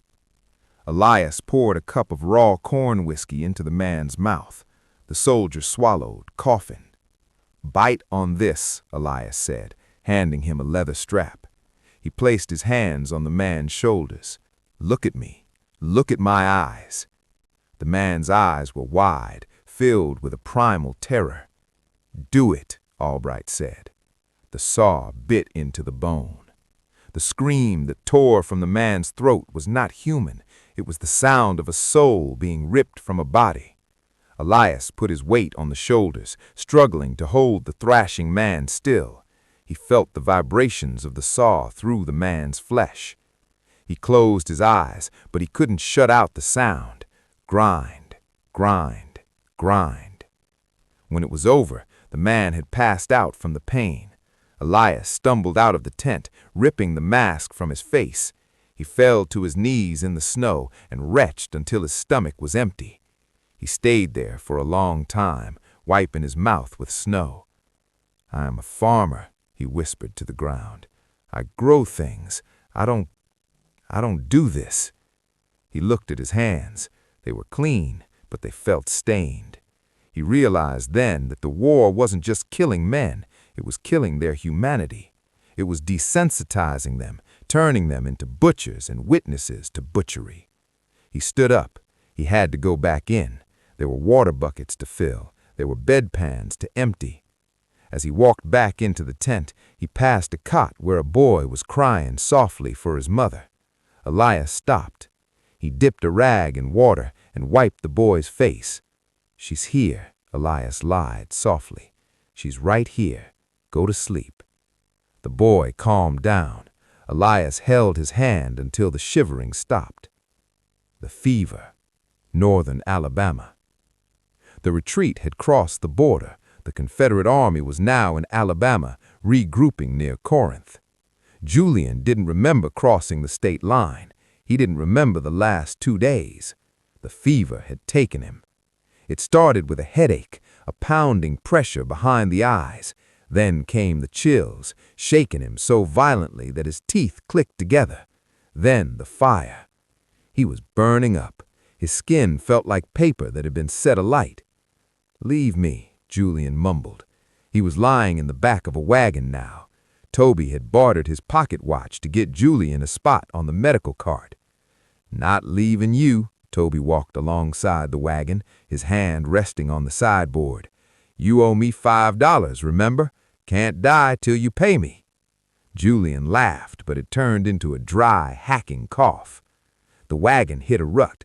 Pain shot through Julian's body. "Water," he croaked. "Ain't got none, soldier," the driver called back without turning around.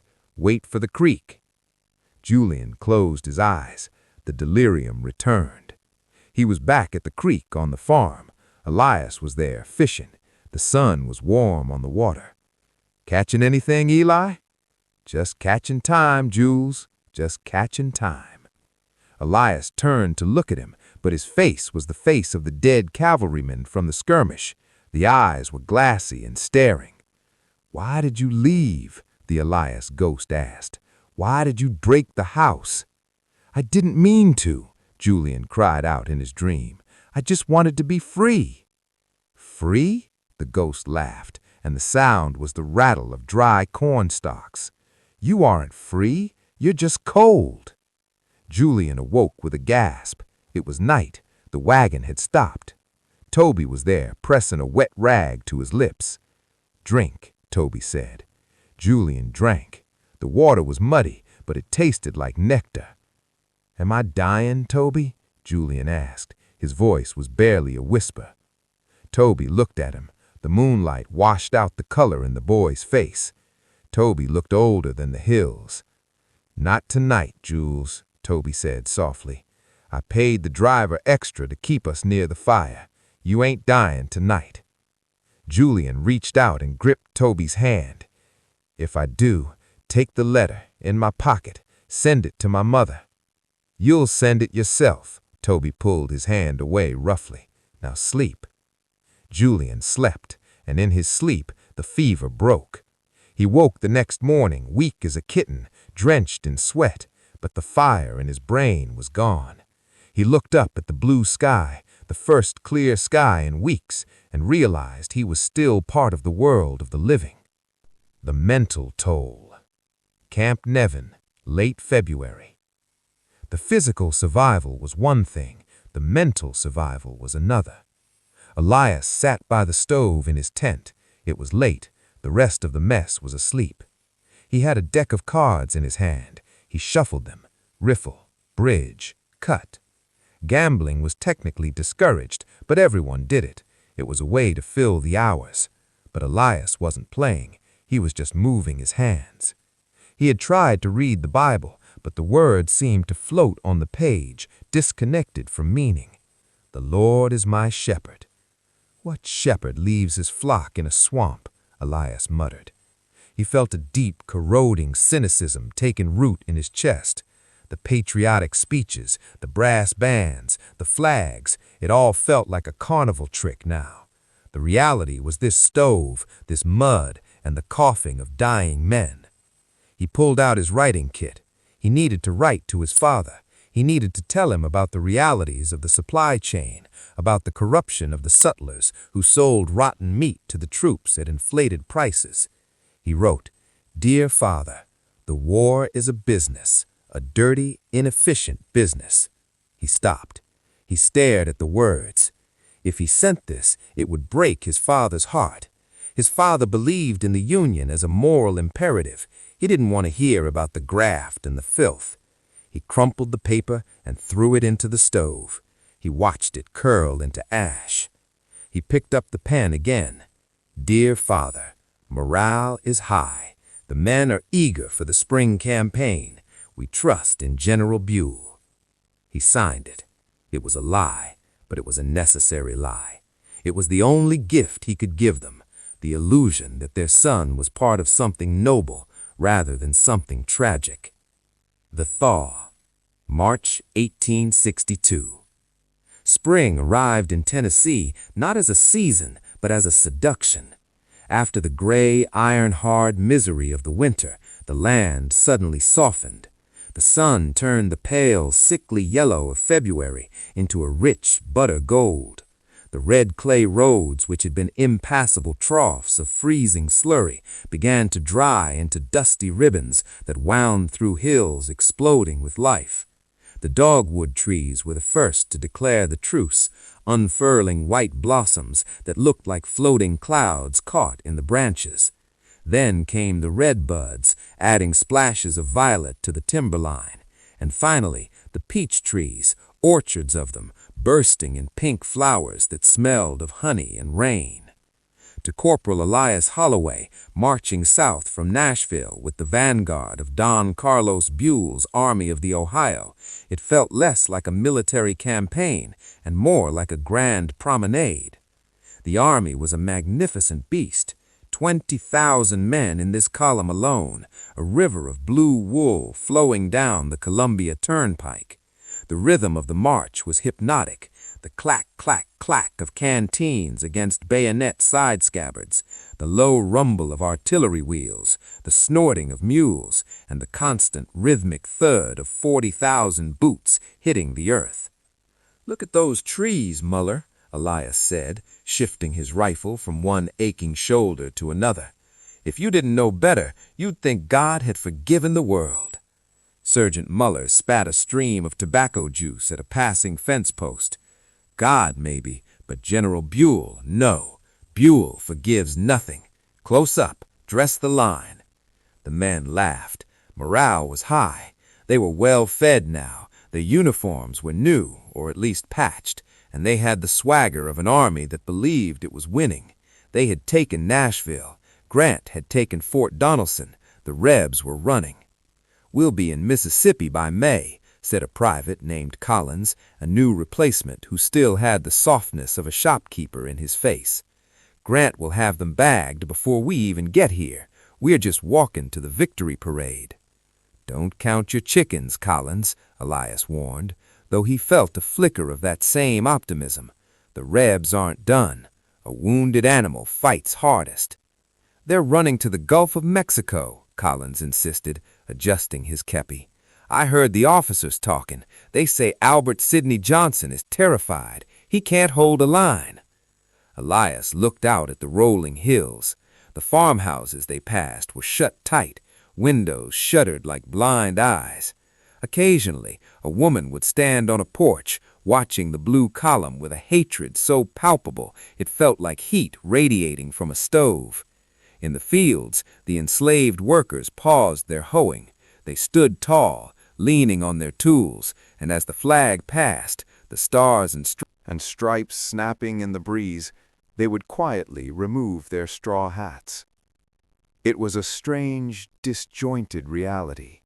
The beauty of the landscape, the hatred of the masters, the silent prayers of the slaves, and the soldiers joking about sore feet, all moving inexorably toward a place none of them had ever heard of, a place called Pittsburgh Landing.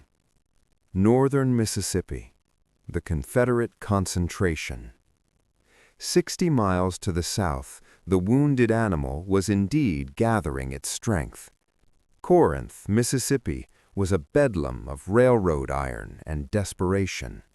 It was here that General Albert Sidney Johnston was pulling together every scrap of Confederate strength in the West to strike a blow that would save the Confederacy. Private Julian Holloway sat on a crate of ammunition near the rail depot, watching the chaos. Trains were arriving hourly, belching black smoke, their flat cars piled high with men, cannons, and horses. They came from everywhere, from Pensacola, from Mobile, from New Orleans, and from the scattered remnants of the Kentucky and Tennessee armies. It was a motley crusade. There were men in gray frock coats, men in butternut homespun, men in captured blue trousers, and men in civilian hunting shirts. Some carried Enfield rifles imported from England. Others carried old flintlock muskets from the War of 1812. Some carried only double-barreled shotguns. "Look at 'em," Toby said, whittling a stick with a rusted jackknife. "The whole South is here." "It's the last roll of the dice," Julian said quietly. He was cleaning his rifle, an Enfield he had inherited from a dead man during the retreat. He treated it with more care than he treated his own body. "If we lose here, the Mississippi River is gone. The West is gone." "We won't lose," Toby said, looking up with a fierce light in his eyes. "Beauregard is here. Johnston is here. And we're mad as hell, Jules. We've been walking backward for 3 months. I want to see their backs." Julian nodded. The humiliation of the retreat from Kentucky still burned in his gut. They were the Orphan Brigade, Kentuckians fighting for a South that couldn't even hold their own state. They had something to prove. "Form up, 1st Kentucky, form up!" The order came down the line. The rest was over. Julian slung his rifle. He adjusted his blanket roll. It was lighter now. He had discarded everything non-essential. No books, no extra clothes, just powder, lead, and hardtack. As they marched out of Corinth, heading north toward the Tennessee border, the mood was electric. It wasn't the disciplined confidence of the Union Army. It was a wild, raucous energy. The roads were narrow and muddy, hemmed in by dense forests of oak and pine. The army was noisy. Men shouted from regiment to regiment. Drummers practiced their roles. Soldiers fired their muskets into the air to clear the damp powder, testing their aim on squirrels and crows. "Quiet in the ranks," the officers shouted, but it was useless. The army was a coiled spring released.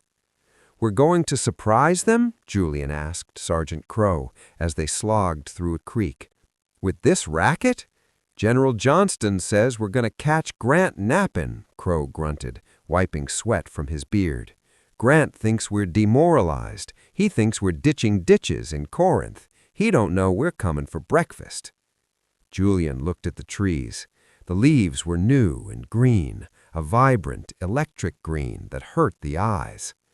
"To breakfast, then," Julian muttered. He didn't know it, but he was marching toward a small log church named Shiloh, a Hebrew word meaning place of peace. The Road to Savannah, April 3rd, 1862. The march of the Union Army of the Ohio was a race against time, though the soldiers didn't know it. General Buell was driving them hard. "Step out! Pick it up!" Elias's feet were numb. The blisters he had developed in the winter had calloused over, but the sheer mileage was grinding his joints to dust. They were covering 15, sometimes 20 miles a day. To distract themselves, they sang. It started in the company ahead, Company A. A lone baritone voice rose above the tramping boots. "John Brown's body lies a-mouldering in the grave." Then the tenors joined in, then the whole company, then the regiment. "John Brown's body lies a-mouldering in the grave, but his soul goes marching on." The sound was thunderous. It rolled over the hills, scaring the birds from the trees. Elias joined in, his voice rough but loud. "Glory, glory, hallelujah." Singing made the pack feel lighter. It connected them. For a moment, Elias wasn't just a tired man with a sore back. He was a righteous avenger, a soldier of the Lord and the Union. "Do you think he was crazy?" Collins asked when the song died down. "Crazy as a loon," Muller said, "but he started the fire." "We're just here to put it out," Elias said. They camped that night in a meadow near a swollen creek. The fires were lit, thousands of them, stretching as far as the eye could see, mirroring the stars above. The camaraderie of the campfire was the glue that held the army together. They cooked their salt pork on ramrods. They boiled coffee in tin cans. They shared rumors like currency. "I heard Grant is drinking again," a man named Henderson whispered. "Says he sits in his tent at Pittsburgh Landing and drinks whiskey by the gallon while the Rebs are massing." "Grant wins," Elias said, stirring his coffee. "I don't care if he drinks swamp water as long as he wins." "He's perilous, though," Muller noted, packing his pipe. "He hasn't entrenched, no breastworks, no abattis. He's sitting there with his back to the river, daring them to come." "Let 'em come," Collins said, leaning back against his knapsack. "I've got 40 rounds that say they won't get within a mile of us." Elias looked at the fire. He took out his writing kit. He hadn't written home in a week. April 3rd, 1862. Somewhere in Tennessee. Dear Father, the country here is beautiful. It reminds me of the South pasture at home, the way the land rolls. The peach trees are blooming. It seems a sin to trample such ground with an army. We are moving fast. The men are in good spirits. We expect to join General Grant in 2 days. Then, I suppose, the great work begins. I do not feel afraid. I feel ready, like a crop that has been in the field too long and needs the scythe. I wonder where Julian is. I look at the prisoners we pass, sullen, ragged men, and I look for his face. I pray I do not find it. Give my love to Mother. Tell her the socks are still holding up. Your son, Elias. He didn't tell them about the premonition, a dark, heavy feeling that had settled in his gut since they crossed the Duck River. It wasn't fear of death, it was a sense of inevitability. The landscape felt too quiet, the beauty felt like a trap. The Confederate approach. April 4th, 1862. The Confederate Army was lost. Not geographically lost, they knew where the Tennessee River was, but structurally confused. The roads were narrow, dirt tracks that crisscrossed through dense, swampy woods. Corps commanders got their lines entangled. Artillery wagons blocked the infantry. It was a traffic jam of epic proportions. Julian stood in the mud, waiting. They had been standing for 2 hours while General Bragg's corps tried to untangle itself from General Polk's corps. It began to rain, a soft, warm spring rain that turned the dust to grease. "This is a circus," Julian muttered. "If Grant knew we were here, he could wipe us out with a single brigade." "Grant don't know," Toby said, chewing on a piece of sassafras root. "Grant is arrogant." Suddenly, a deer broke from the underbrush. It leapt across the road, right over the heads of the marching column. Instinctively, 5 men raised their muskets and fired. Bang, bang, bang! The deer vanished, unharmed. "Hold fire, you goddamn you! Hold fire!" An officer on a horse came galloping down the line, his face purple with rage. "Do you want to announce our arrival to the whole Yankee army?" "Sorry, Major, we're hungry," a soldier shouted back. The men laughed. Julian didn't laugh. He looked north. The gunfire echoed through the woods. "They have to hear that," Julian said. "They have pickets out, cavalry vedettes." "Maybe they think it's thunder," Toby shrugged. But the Union Army didn't hear it, or if they did, they dismissed it.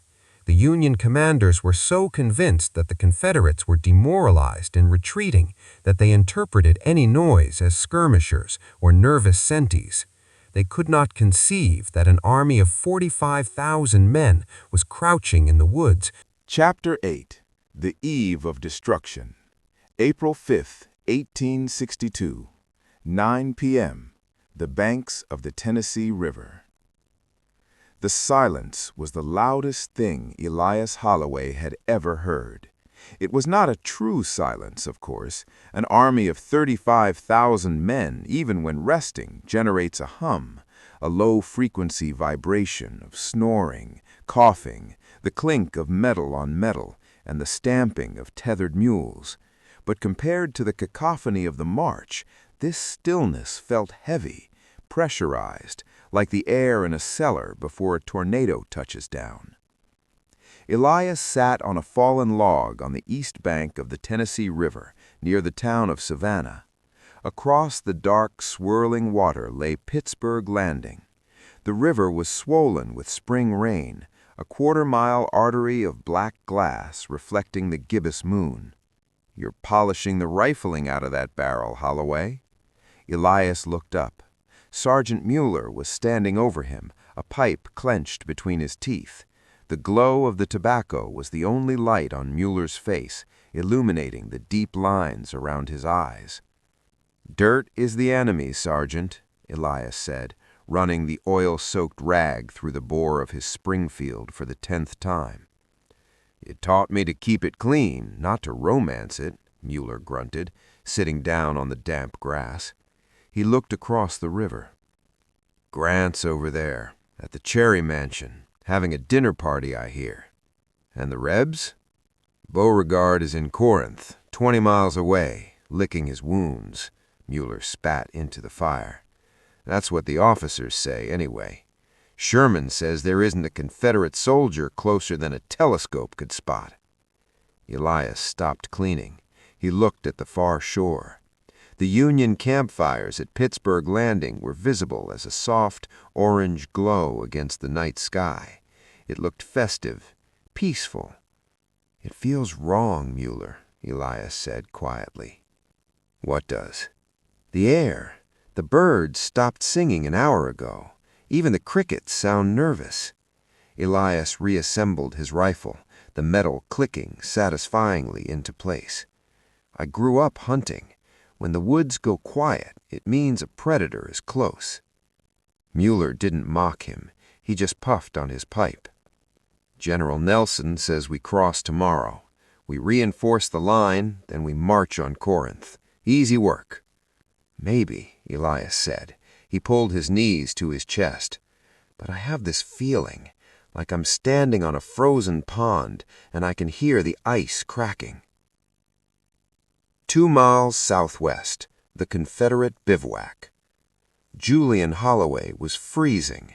The order had been passed down the line at dusk.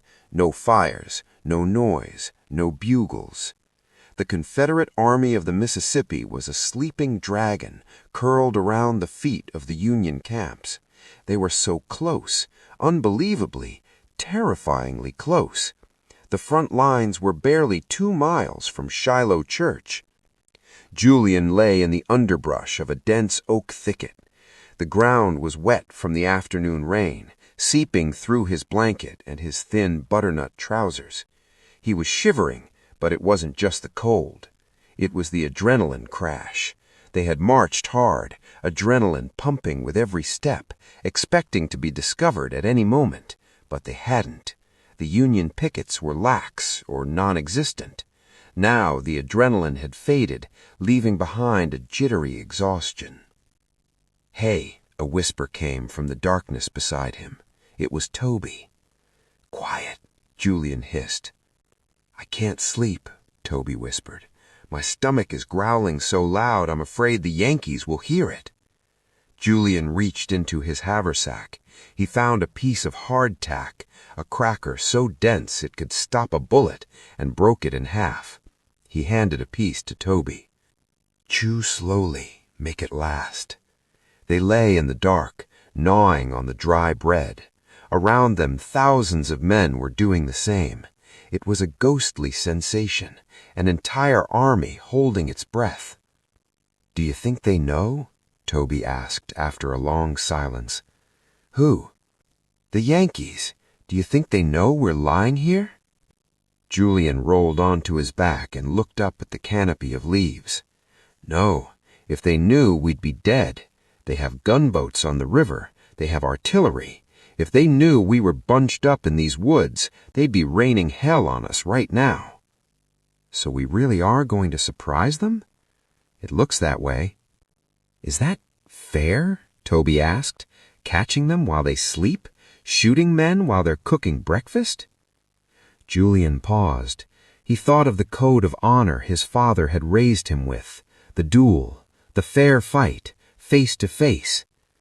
War isn't a duel, Toby, Julian said, his voice hardening. It's not about fairness. It's about winning. They invaded our home. They burned the courtship. Fairness died at the border. But even as he said it, Julian felt a twist of nausea. He imagined Elias sleeping somewhere across that line. He imagined creeping up on Elias and shooting him while he tied his shoes. He rolled over, turning his back to Toby. Go to sleep. We need the rest. The letter. 11 p.m., Savannah, TN. Elias couldn't sleep. The premonition was a physical weight on his chest. He moved closer to the dying embers of the company fire. He pulled out his writing kit, a small leather wallet containing paper, a vial of ink, and a steel pen. He balanced the paper on his knapsack. April 5th, 1862, the eve of battle. Dear Mother and Father, I am writing this by the light of a fire that is turning to ash. I do not know why I am writing tonight specifically. Perhaps it is just the quiet. It is a strange thing to sit amidst 20,000 sleeping men and feel completely alone. We are on the river. The air smells of rain and peach blossoms. It is a beautiful country, too beautiful for what we bring to it. I want you to know that I am well. I am strong. The army has hardened me in body, if not in spirit. I do my duty. I look after my men. I try to be the man Father taught me to be. But tonight I am thinking of Julian. I feel him nearby. I cannot explain it, but I feel the pull of him, like a compass needling north. I pray that he is safe. I pray that he is far away in Virginia or Carolina, and not here in these dark woods. If something should happen to me, do not let it break you. Do not let it turn the farm into a place of mourning. Remember me as I was in the harvest, laughing, tired, and full of life. Take care of the roan. Take care of each other. And if you see Julian again, tell him I never stopped being his brother, not for a moment. The uniform covers the man. It does not unmake him. I remain your loving son, Elias. He sanded the ink and folded the letter. He didn't seal it. He tucked it into the breast pocket of his tunic, next to his heart. It was a talisman. As long as it was unread, he was still alive.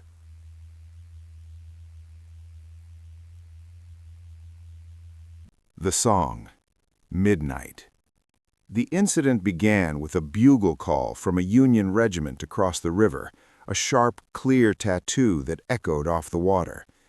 Then a regimental band at Pittsburgh Landing began to play.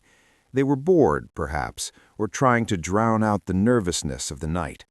They played a jaunty tune, "The Girl I Left Behind Me." The sound drifted across the water to Elias. He tapped his foot to the rhythm.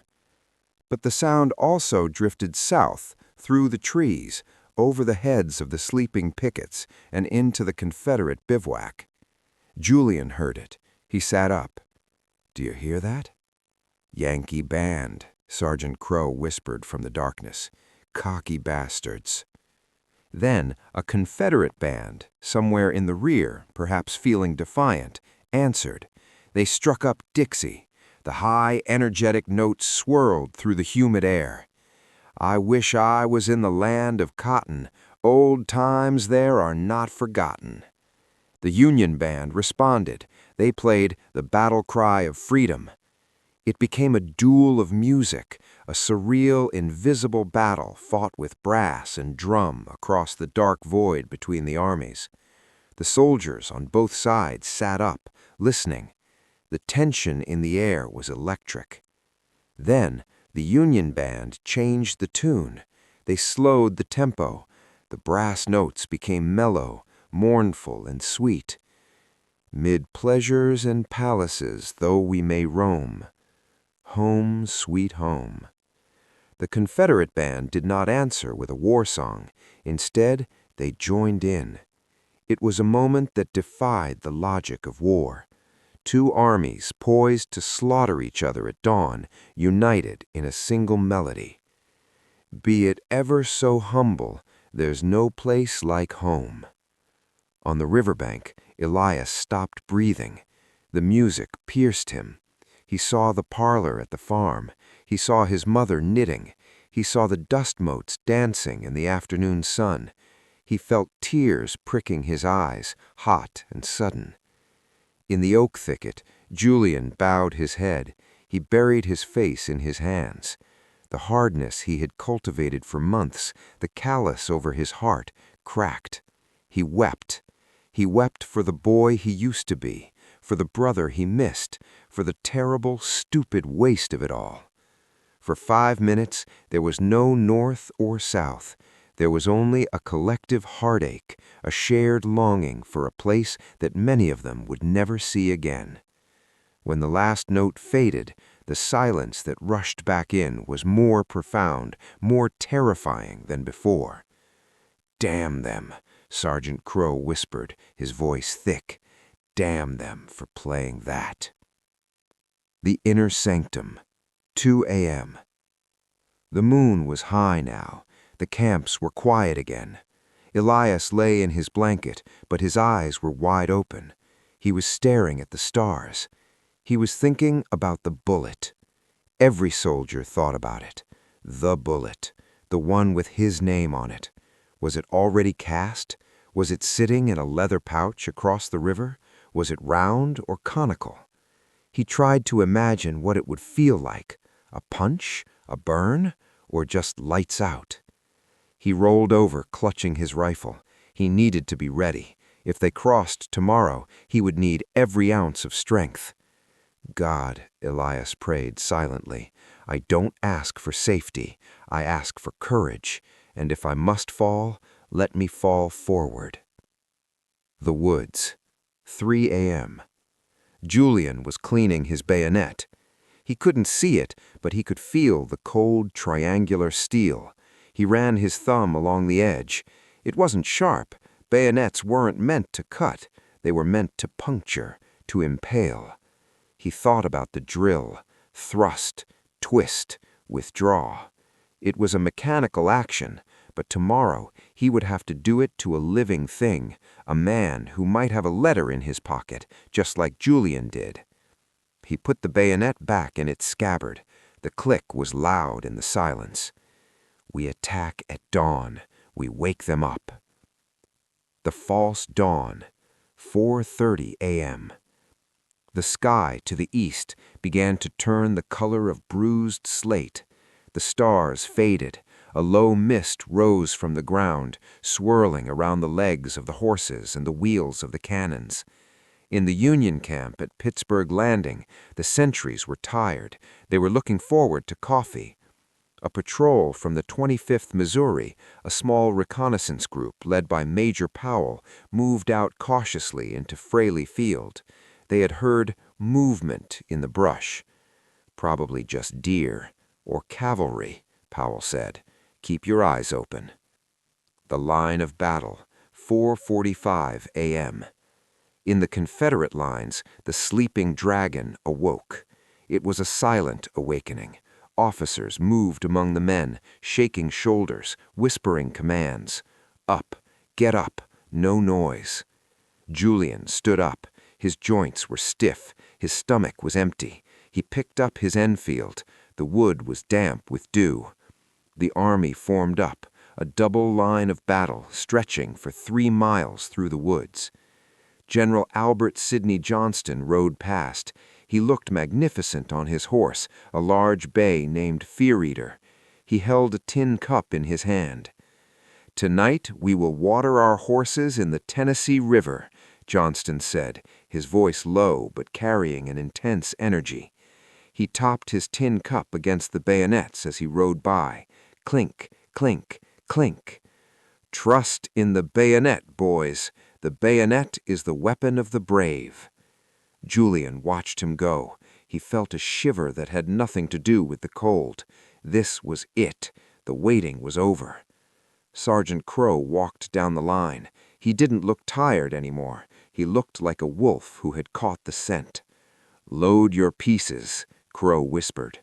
The sound was a ripple of clicks and thuds as thousands of rammers drove lead balls down thousands of barrels. "Cap your pieces." Julian placed the copper percussion cap on the nipple. He pulled the hammer back to half cock. He looked at Toby. Toby was pale, his freckles standing out like paint.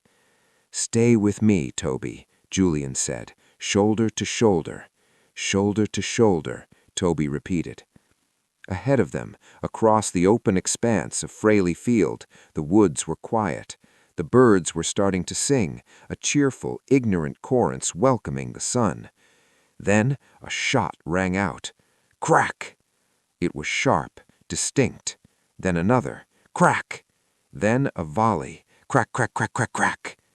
The 25th Missouri Patrol had found the Confederate skirmishers. Julian flinched. The sound tore the morning apart. "Steady," Crow hissed. The order came down the line, passed from captain to captain, a wave of sound building into a roar. "Forward, guide center, march!" Julian stepped off. The leaves crunched under his boots. He was walking into the sunrise. He was walking into the slaughterhouse. He was walking toward his brother. Savannah, Tennessee, 5 a.m. Elias was pouring coffee when he heard it. It was a low rumble, like distant thunder, but the sky was clear. He froze. He looked at Mueller. "Did you hear that?" Mueller stood up slowly. He tilted his head. Boom, boom, rumble. It wasn't thunder. It was the deep, rhythmic pounding of artillery. "That's cannon," Mueller said, his face draining of color. "That's big guns." Elias dropped his cup. The coffee spilled into the fire, hissing. "They're attacking," Elias said. "They're not retreating. They're attacking." The distant rumble grew to a continuous roar, a sound like the earth itself was tearing open. "Fall in!" The bugles began to scream in the Union camp. "Fall in! To the boats!" Elias grabbed his rifle. He looked across the river. The peaceful glow of the campfires was gone, replaced by the rising smoke of battle. The eve of destruction was over. The day of wrath had begun. Chapter 9. Into the Hornet's Nest. April 6, 1862, 7 a.m. The Union camps. The world did not end with a whimper. It ended with a rebel yell. To the Union soldiers of General Prentice's division, the morning had begun as a typical Sunday. The air smelled of wood smoke and frying bacon. Men were shaving, washing shirts in the creek, were writing letters. Their muskets were stacked in neat pyramids, unloaded. Then the woods screamed. Julian Holloway was part of that scream. He burst from the tree line, his mouth open, a primal sound tearing from his throat that he didn't recognize as his own. Beside him, thousands of men in butternut and gray surged forward like a dam breaking. "Get them! Get the bluebellies!" Sergeant Crow roared, waving his hat.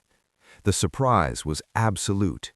Julian saw a Union soldier standing near a tent, holding a coffee pot.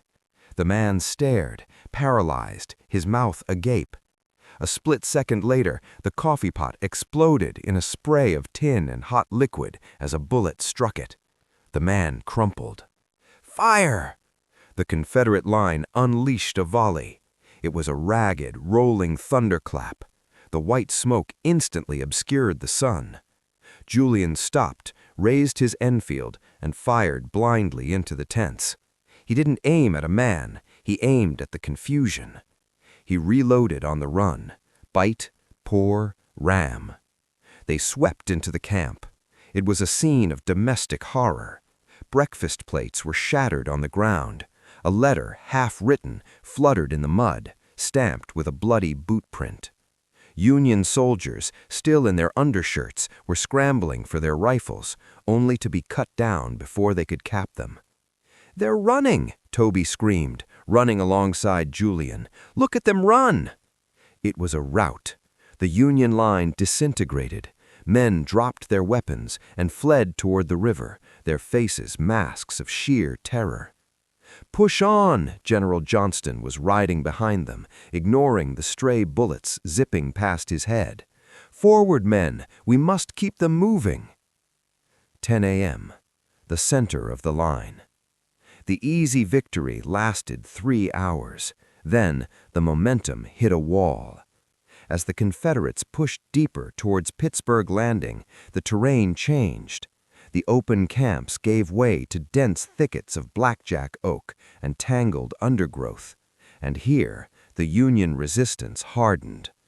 Julian found himself kneeling behind a rotting log. The air was no longer filled with the cheerful rebel yell. It was filled with a sound that Julian had never heard before, a continuous buzzing drone, like a million angry insects swarming around his head. Zip! Thwack!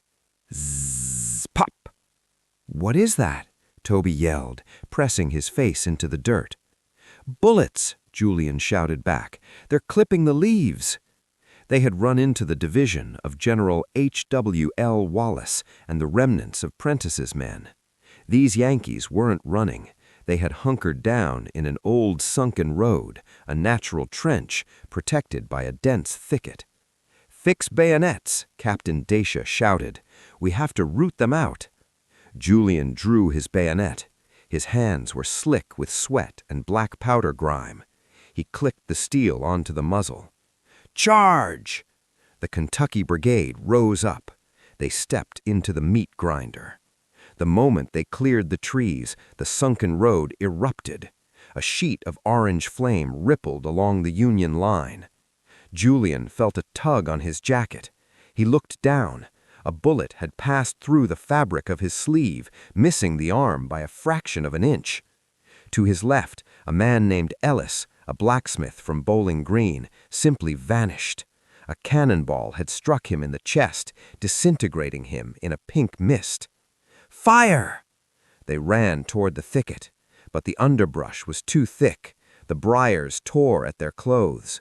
The bullets were thick as hail. Men were falling in heaps, tripping over the bodies of those who had fallen seconds before. "We can't get through!" Sergeant Crow screamed, his blood blinding one eye. "It's a nest of hornets in there!" The hornet's nest. The name would stick. It was a cauldron of death. Julian dropped to one knee and fired. He saw a flash of blue through the smoke. He didn't know if he hit anything. The noise was physically painful, a concussive pounding that rattled his teeth and made his ears ring with a high-pitched whine. Fall back and regroup!"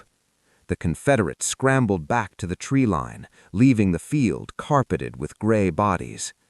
Julian collapsed behind a large oak tree. He gasped for air, his lungs burning. He looked at his rifle. The barrel was hot enough to fry an egg. "Toby?" he croaked. Toby crawled up beside him. The boy was shaking violently. He wasn't wounded, but his eyes were wide and unseeing. "I can't hear," Toby shouted, pointing to his ears. "It's too loud." Julian grabbed Toby's shoulder and squeezed. "Stay down. We go again in a minute." Savannah, Tennessee, 11 a.m. 7 miles downriver, Elias Holloway was in hell. He wasn't fighting, he was listening. The ground at Savannah vibrated. The windows of the houses rattled in their frames. The sound of the battle at Pittsburgh Landing was a continuous, low-frequency roar, like a thunderstorm that wouldn't break. "Damn it!" Elias kicked a crate of hardtack. "Why aren't we moving?" General Buell had finally arrived, but the logistics of getting thousands of men onto steamships was a nightmare. "Easy, Holloway," Muller said, though the sergeant looked just as anxious. He was pacing the riverbank, chewing his pipe stem to splinters. "They're being slaughtered over there," Elias said, staring at the smoke rising in a massive black column across the river. "Listen to the guns. That's not a skirmish. That's an annihilation." A steamboat, the Tigress, pulled up to the landing. It was carrying wounded men from the morning's fight. Elias ran to the gangplank as the first casualties were carried off. "What's happening?" Elias grabbed the arm of a walking wounded, a private with a bloody bandage around his head. The man looked at him with hollow, haunted eyes. "They're everywhere," the man whispered. "The woods are full of them. We're pushed back to the river. Sherman is holding, but it's bad. It's a bloodbath." "Who is it?" Elias asked. "Is it the whole rebel army?" "It's the devil himself," the man said, and limped away. "Company B, fall in," Captain Miller's voice cracked like a whip. "We're boarding the Magnolia. We cross in 10 minutes." Elias grabbed his rifle. A fierce, cold determination settled over Elias. "Hang on," he whispered to the smoke across the water. "We're coming." The sunken road, the hornet's nest. 2 p.m.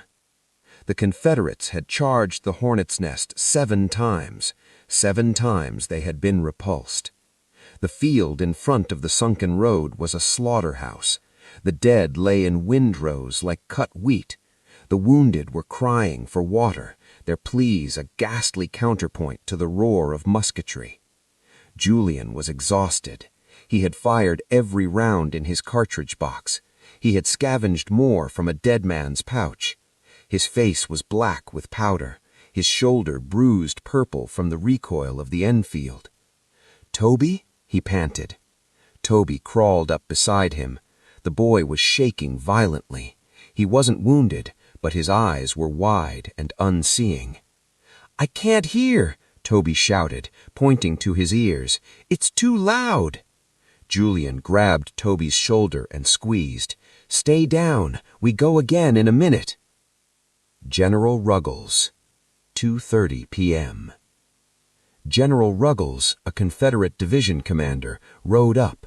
He looked at the carnage. He looked at the sunken road. "Infantry cannot take this position," Ruggles declared. "Bring up the guns." Julian watched as the order went out. It was a sight that made his blood run cold with awe. They brought the cannons. Not 1 or 2 batteries, but every gun they could find. Brass Napoleons, iron Parrott rifles, howitzers. They wheeled them in line, hub to hub. 62 cannons. It was the largest concentration of artillery ever assembled on the North American continent up to that moment. "Get down," Sergeant Crow warned. "Get deep in the dirt." Julian curled into a ball behind his tree. "Fire!" The earth convulsed. 62 cannons fired at once. The sound was not a noise, it was a physical blow. It sucked the air out of Julian's lungs. The shells screamed over their heads and slammed into the hornet's nest. Trees were sheared in half. Men were blown to pieces. The sunken road became a trench of iron and fire. For 20 minutes, the barrage continued. It was the hammer of God smashing the anvil. When the guns finally stopped, the buzzing of the hornets had ceased. "Now!" Crow screamed. "Finish them!" Julian stood up. His legs felt like lead. He stumbled forward with the rest of the brigade. They moved through the smoke. The devastation in the sunken road was absolute. Shattered wagons, dead horses, and the mangled remains of brave men choked the lane. A Union officer, bleeding from the head, stood up, waving a white handkerchief tied to a sword. "We surrender!" he cried. A cheer went up from the Confederates, a hoarse, raspy sound. They had taken the nest, but the sun was low in the sky. It was late afternoon. They had won the ground, but they had spent the day doing it. Pittsburgh Landing, 5:30 p.m. The steamboat Magnolia slammed against the mud of Pittsburgh Landing. Before the gangplank was even down, Elias Holloway jumped. He landed in the mud, sinking to his shins. The scene on the riverbank was one of catastrophic defeat. Thousands of terrified Union soldiers, the stragglers and the broken, were huddled under the bluff, refusing to fight. They cowered in the mud, praying or weeping. "Get up, you cowards!" General Nelson, a giant of a man, rode his horse through the crowd, slapping men with the flat of his sword. "Damn you, get up and fight!" Elias pushed through the mob. He felt a burning rage at these men who had given up. "Make way!" Elias shouted, using his rifle butt to shove a path. "The 4th Kentucky is coming through." They marched up the bluff, away from the river, toward the sound of the guns. As they crested the ridge, Elias saw the line. It was thin, desperately thin. General Grant sat on his horse, smoking a cigar, looking calm amidst the ruin. A line of cannons, Grant's last line of defense, was firing rapidly into the dusk. "Deploy here," Captain Miller ordered. "Support the battery." Elias threw himself down in the grass next to a cannon. The gunners were working like demons, sponging and loading. "They're coming!" a gunner screamed. Elias looked across the ravine. Through the twilight and the smoke, he saw them. The Confederates. They were moving slowly, like exhausted ghosts. They were gray and brown shapes emerging from the shadows of the woods. Elias leveled his Springfield. He adjusted the sight for 300 yards. "Steady, boys," Muller whispered. "Make every shot tell. If they break this line, we swim." The ravine, 5:45 p.m. Julian could barely walk. He was dehydrated, dizzy, and deafened. They had pushed the Yankees to the river. They were so close. He could see the steamboats. He could see the water. "One more push," an officer shouted. "Drive them into the water." But the men were stopping. They were looting the captured camps, looking for food. They were collapsing from sheer exhaustion. "Form up," Julian grabbed Toby's arm. "Come on, Toby, we have to finish it." They started down into the ravine, Dill Branch Ravine. Suddenly, the ridge above them lit up. Elias's regiment and the fresh troops from Buell's army opened fire. It was a wall of lead. Julian heard the bullets snapping around him. Thwip, thwip. He saw men falling, men who survived the morning, the hornet's nest, the artillery barrage, dropping now at the very edge of victory. A shell from the Union gunboat, the Tyler, arced high over the river and crashed into the ravine. The explosion was massive, shaking the ground like a toy. "Fall back," the cry went up. "We can't take it." The Confederate attack had run out of steam, they had run out of daylight, and they had run into a wall of fresh blue uniforms. Julian stopped. He fired his last round at the muzzle flashes on the ridge. "Damn you!" he screamed, his voice breaking. "Damn you all!" He turned and grabbed Toby. They scrambled back up the slope, away from the river, back into the darkness of the woods they had conquered. Nightfall, the rain. The shooting died down as darkness covered the field. Elias lowered his rifle. The barrel was smoking. "They're pulling back," Muller said, exhaling a cloud of smoke. "We held." Elias looked at the ravine. It was filled with the dead. "We held," Elias repeated. He felt no joy. He felt only a crushing weight. Then the rain began. It started as a drizzle, then turned into a torrent. A cold, miserable rain that washed the blood from the grass and turned the dust to mud. And then the sound began. It started low, then built until it filled the night. The wounded. Thousands of men lying out in the dark, in the hornet's nest, in the peach orchard, in the ravine, crying for water, crying for help, crying for their mothers. Elias sat in the mud, pulling his poncho over his head. He tried to cover his ears, but he couldn't shut it out. Somewhere out there, in that dark, wet woods, was the enemy. Somewhere out there, Elias thought with a jolt of panic, might be Julian. Chapter 10. Through Smoke and Iron. April 6, 1862. The Night of Horrors. The night did not bring sleep. It brought water and fire. The rain fell in a torrential, freezing curtain, turning the clay soil of Pittsburgh Landing into a slurry that reached the ankles. It extinguished the campfires, leaving the battlefield in a pitch-black void, illuminated only by the intermittent flashes of lightning and the man-made thunder of the river. Every 15 minutes, with clockwork malice, the Union gunboats Tyler and Lexington fired. Boom! The heavy 8-inch shells screamed through the wet air, arching high over the bluffs to crash into the woods where the exhausted Confederates lay.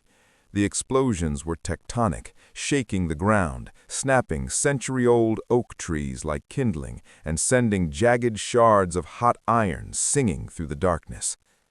Elias Holloway sat huddled under a rubber poncho that leaked. He was pressed against the wheel of a caisson, trying to share the body heat of a nervous artillery horse. He wasn't sleeping. No one was. Somewhere out there in the black void between the lines, thousands of wounded men lay in the mud. The sound they made was a low, collective moan, a single, undulating note of misery that rose and fell with the wind. Water! Oh, God, water! Mother! Help me! For the love of Christ, help me! Elias pressed his hands over his ears, but the sound was inside his head now. It was the soundtrack of hell. "They sound like lost children," Muller whispered. The sergeant was sitting next to him, shivering. "They are children," Elias replied, his voice flat. "We all are." A shell from the gunboats roared overhead and detonated a quarter-mile away. The flash lit up the woods for a split second, revealing a landscape of shattered stumps and twisted bodies. "Tomorrow," Elias said, clutching his rifle to his chest to keep the powder dry. "Tomorrow, we have to walk back through that." April 7th, 1862, 5 a.m. The Confederate line. Julian woke up when a boot kicked his ribs. He groaned, rolling over in the mud. He was soaked to the bone. His uniform was heavy, caked with the filth of the previous day's slaughter. His stomach was a hollow, aching cavern. He hadn't eaten in 24 hours. "Up," Sergeant Crow rasped. Crow looked like a corpse that had forgotten to lie down. His bandage was black with dried blood, and his eyes were sunken pits. "The Yankees are moving." Julian sat up. His body screamed in protest. Every muscle was locked, every joint stiff. "Moving?" Julian asked, his voice a croak. "Retreating?" "Attacking," Crow said grimly. Julian blinked, trying to clear the grit from his eyes. "Attacking?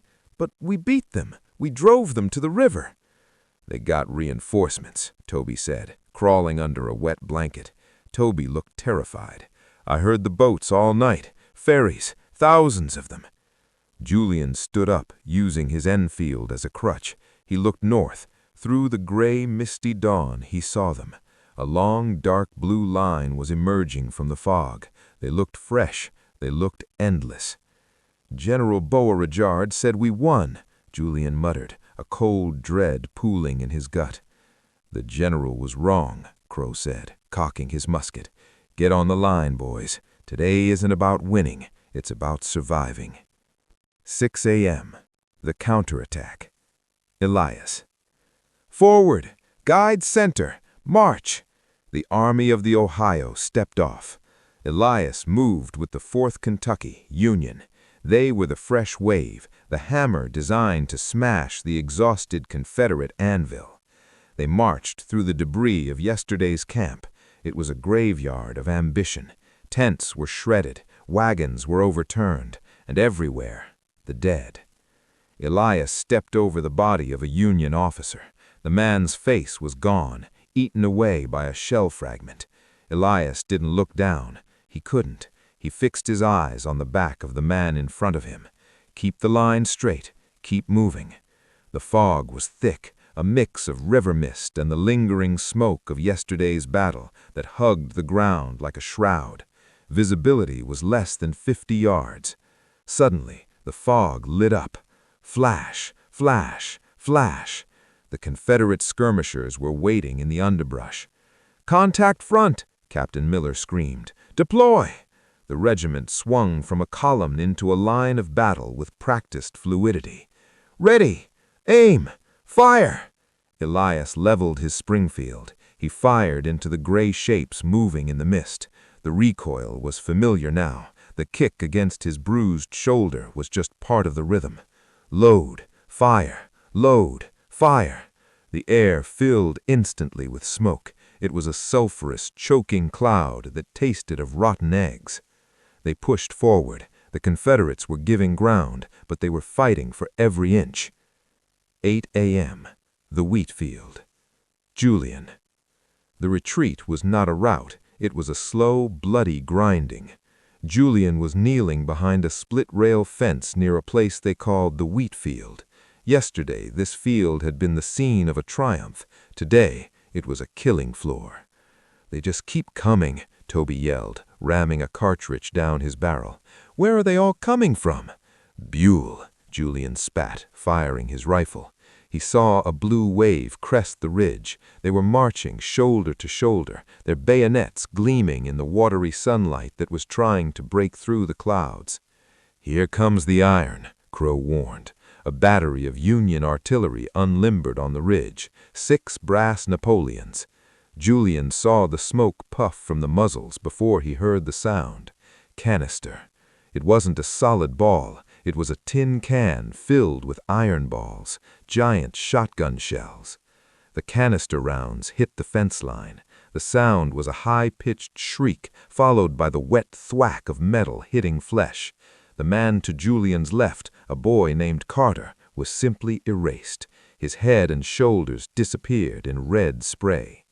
Julian flinched, wiping his eyes frantically.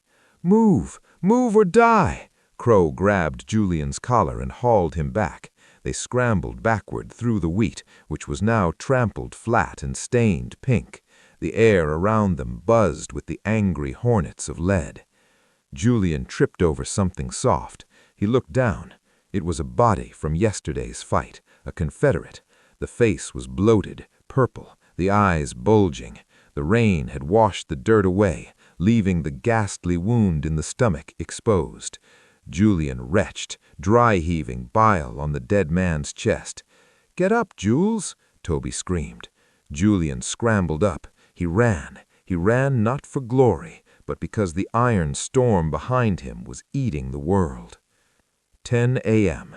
The fog of war. Elias. The battle had dissolved into chaos. There were no longer neat lines on a map. They were just pockets of men shooting at anything that moved in the smoke. Elias was separated from his company. The 4th Kentucky had pushed into a dense thicket of hazelnuts, and the formation had broken apart. He was alone in a small clearing. The smoke was so thick he couldn't see the sun. It swirled around him, gray and acrid.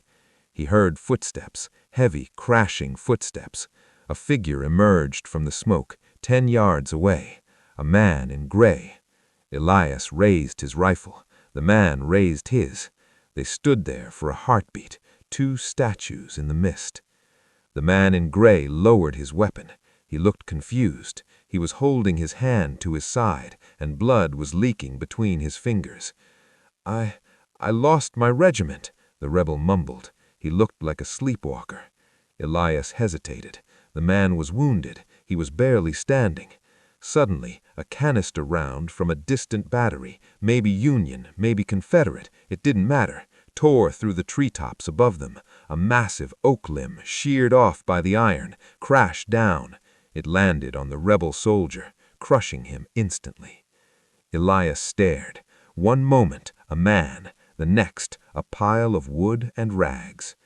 Elias turned and ran. He ran until he found a line of blue coats. He didn't know if they were his regiment. He didn't care. He just fell into the line and started loading. 12 p.m.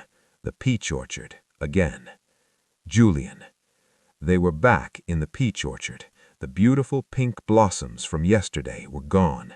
The trees had been stripped bare by musketry. The trunks were white where the bark had been peeled away by bullets. It looked like a skeleton forest. Julian was firing mechanically. His shoulder was numb. His face was blackened with powder, so thick it looked like a mask. He was no longer afraid. He was past fear. He was in a state of hyper-reality where everything was slow and distinct. He saw a Union soldier charge him with a bayonet. Julian didn't panic. He stepped aside, parried the thrust with his own barrel, and swung the butt of his rifle into the man's jaw. The man collapsed, spitting teeth. Julian raised his bayonet to finish him. The man looked up. He had blue eyes, bright, terrified blue eyes. Remember mercy. The words flashed in Julian's mind like lightning. He froze. Go, Julian rasped. Stay down. He turned away. A second later, a bullet struck the man on the ground in the chest, killing him instantly. It was a stray shot. Julian stared at the body. Mercy didn't matter.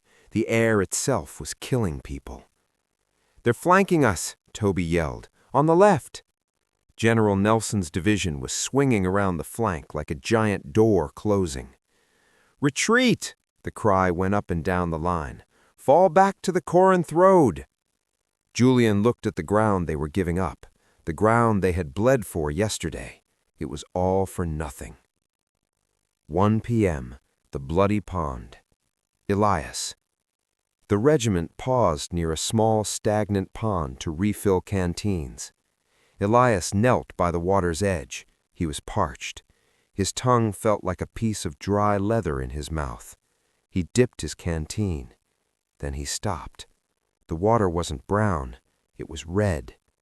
Men and horses, wounded and dying, had crawled to the pond all night and all morning to drink. They had died at the water's edge. Their blood had drained into the pool. Elias looked at the surface. Bodies were floating in it, bobbing gently with the ripples caused by the dipping canteens of the living. Don't drink that, Holloway, Muller warned, coming up behind him. That's grave juice. Elias capped his canteen, empty. He stared at the pond. We're drinking them, Elias whispered. We're eating them. The air is made of them. It's war, Elias, Muller said, his voice devoid of emotion. It's just meat and mechanics. No, Elias stood up. It's hell. We found it. We dug it up and climbed inside. 2 p.m., the collision of iron. Switching perspectives. The battle lines converged near the Shiloh Church, the place where it had all started. Julian. Julian was part of the rear guard now. General Breckinridge was holding the line, allowing the rest of the army to escape. They had set up a battery of artillery, 4 guns, right in front of the church. "Double canister!" the artillery captain screamed. The Union troops were emerging from the woods, a blue tide that was unstoppable. Elias was in that tide. "Take the guns," Captain Miller shouted. "Take the church!" They charged. A guttural roar went up from 1,000 throats. "Huzzah! Huzzah!" Julian saw them coming. He fired his Enfield. He didn't aim. There were too many of them. Boom, boom, boom, boom. The Confederate battery fired into the faces of the charging Union troops. Elias. The air turned into solid iron. Elias saw the man to his right, Corporal Jenkins, get cut in half. The canister shot acted like a giant scythe. Elias dived into a crater. The ground shook as if an earthquake had struck. Dirt and body parts rained down on him. Julian. "Spike the guns! We have to leave them!" The horses were dead. They couldn't move the cannons. Julian watched as the gunners jammed rat-tail files into the touch holes of the cannons and broke them off, rendering the guns useless. "Go! Go!" Julian turned and ran past the little log church. He glanced inside as he passed. The floor of the church, the house of God, was covered in wounded men. The surgeons had been working there. A pile of amputated arms and legs was stacked 3 feet high in the corner, under the pulpit. Julian sprinted past the horror, into the woods, toward Corinth. Elias climbed out of the crater. The battery was silent. The rebels were gone. He walked forward. He walked past the smoking, spiked cannons. He walked to the door of the church. He looked inside. He saw the pile of limbs. He saw the blood-soaked floorboards. He took off his cap. He walked over to the pulpit. A Bible lay there, open. It was stained with a bloody handprint. He touched the page. Shiloh, place of peace. He started to laugh. It was a jagged, hysterical sound that bubbled up from his chest.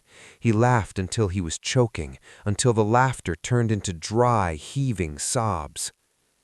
4 p.m., the withdrawal. Julian. The retreat was a funeral procession. The Confederate army, beaten and broken, slobbed south through the mud. The rain had started again. Julian walked with his head down. He had lost his hat. He had lost his blanket. He had lost the feeling in his feet. "We lost, didn't we?" Toby asked. Toby was limping, using a stick as a cane. "We survived, that's all." He looked back one last time. The smoke hung over the battlefield like a gray lid on a coffin. He thought of Elias. Was he back there? Was he one of the blue shapes claiming the victory, or was he floating in the bloody pond? He reached into his pocket. The letter from his mother was wet, a pulpy mass of paper. The ink had run. The words were illegible. He let it drop into the mud. "Come on, Toby. It's a long walk to Mississippi." The aftermath. Elias. The shooting had stopped. The Army of the Ohio bivouacked on the ground the Confederates had held the night before. Elias sat on a log. He was eating a piece of hardtack he had found in a dead rebel's hapsack. It tasted of nothing. Around him, the burial details were already organizing. There were too many bodies. They would have to dig mass graves, trenches. "Elias." It was Muller. The sergeant was holding a bottle of whiskey. He offered it to Elias. Elias took a long pull. The liquid fire burned his throat, numbing the edges of his mind. "We won," Muller said. Elias looked at the field. He saw the bloated corpses of horses. He saw the carrion birds beginning to circle in the gray sky. He saw the smoke rising from the burning woods where the shelling had started fires. "Did we?" Elias asked. He looked at his hands. They were trembling. They would never stop trembling, he realized. He had walked through smoke and iron. He had gone into the furnace and come out the other side. But the Elias Holloway who had gone in was dead. The man sitting on the log was someone else, a stranger made of scar tissue and silence. He looked south toward the retreating columns of the enemy. "Run, Julian," he whispered. "Run far away and don't look back." Chapter 11. Brothers in Blood. January 2nd, 1863. The Battle of Stones River, near Murfreesboro, Tennessee. The ground was frozen iron. The air was a razor of sleet and wind that cut through wool and skin alike. It had been 9 months since Shiloh, 9 months of marching, starving, and skirmishing that had hardened Elias and Julian Holloway into strangers. The boyish softness was gone, whittled away by the miles. In its place was a jagged, brittle toughness, the kind of hardness that comes before a break. The two armies faced each other across the icy waters of Stones River. They had been butchering each other for 3 days. The fields were already carpeted with stiffening corpses, dusted with a light snow that did little to hide the horror. The Confederate line. 3 p.m. Julian Holloway stood in the tree line, shivering. He was a sergeant now, though the rank meant little more than the responsibility of listing the dead. His uniform was a patchwork of rags, a captured Union overcoat dyed brown with walnut holes, and trousers that were more patches than original cloth, and boots held together with twine. General John C. Breckinridge, the former Vice President of the United States and the idol of the Kentucky troops, rode down the line. He looked like a man riding to his own execution. He had argued against this attack. He knew it was madness. General Bragg had ordered them to charge across an open field, cross a freezing river, and take a hill crowned with Union artillery. "They're sending us to the slaughter pen," Julian whispered. Beside him, Toby was wrapping a piece of cloth around his rifle lock. Toby had aged 20 years in 9 months. His eyes were hollow, rimmed with red. "Maybe the guns are empty," Toby said, his voice trembling with a hope he didn't feel. "The guns are never empty," Julian replied. He looked across the river. He saw the dark blue line of the Union infantry. He saw the black muzzles of the cannons. Somewhere over there, in that mass of blue, was the 4th Kentucky Infantry, Elias. Julian closed his eyes. He tried to summon his brother's face, but all he saw was the mud of Shiloh and the blood of Perryville. "Fix bayonets!" The order drifted down the line, snatching Julian back to the moment. The sound of 2,000 bayonets locking on to 2,000 muskets was a metallic rattle that sounded like a collective intake of breath. "Forward! Guide center! March!" The orphan brigade stepped out of the trees. The Union line, high ground across the river. Elias. Elias Holloway lay on his stomach behind a limestone outcrop.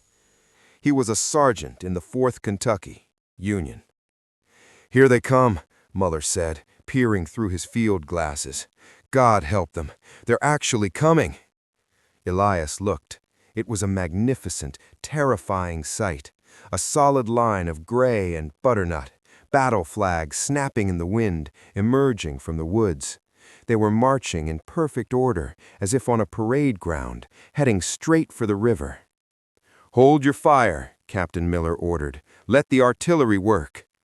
Behind Elias, on the crest of the hill, 58 Union cannons were wheeling into position. Major Mendenhall had assembled a grand battery. It was a trap. "Fire!" The earth disintegrated. 58 cannons fired almost simultaneously. The noise was not a sound, it was a physical pressure that flattened the grass and punched the air from Elias's lungs. He watched the shells arc over the river. They screamed like banshees.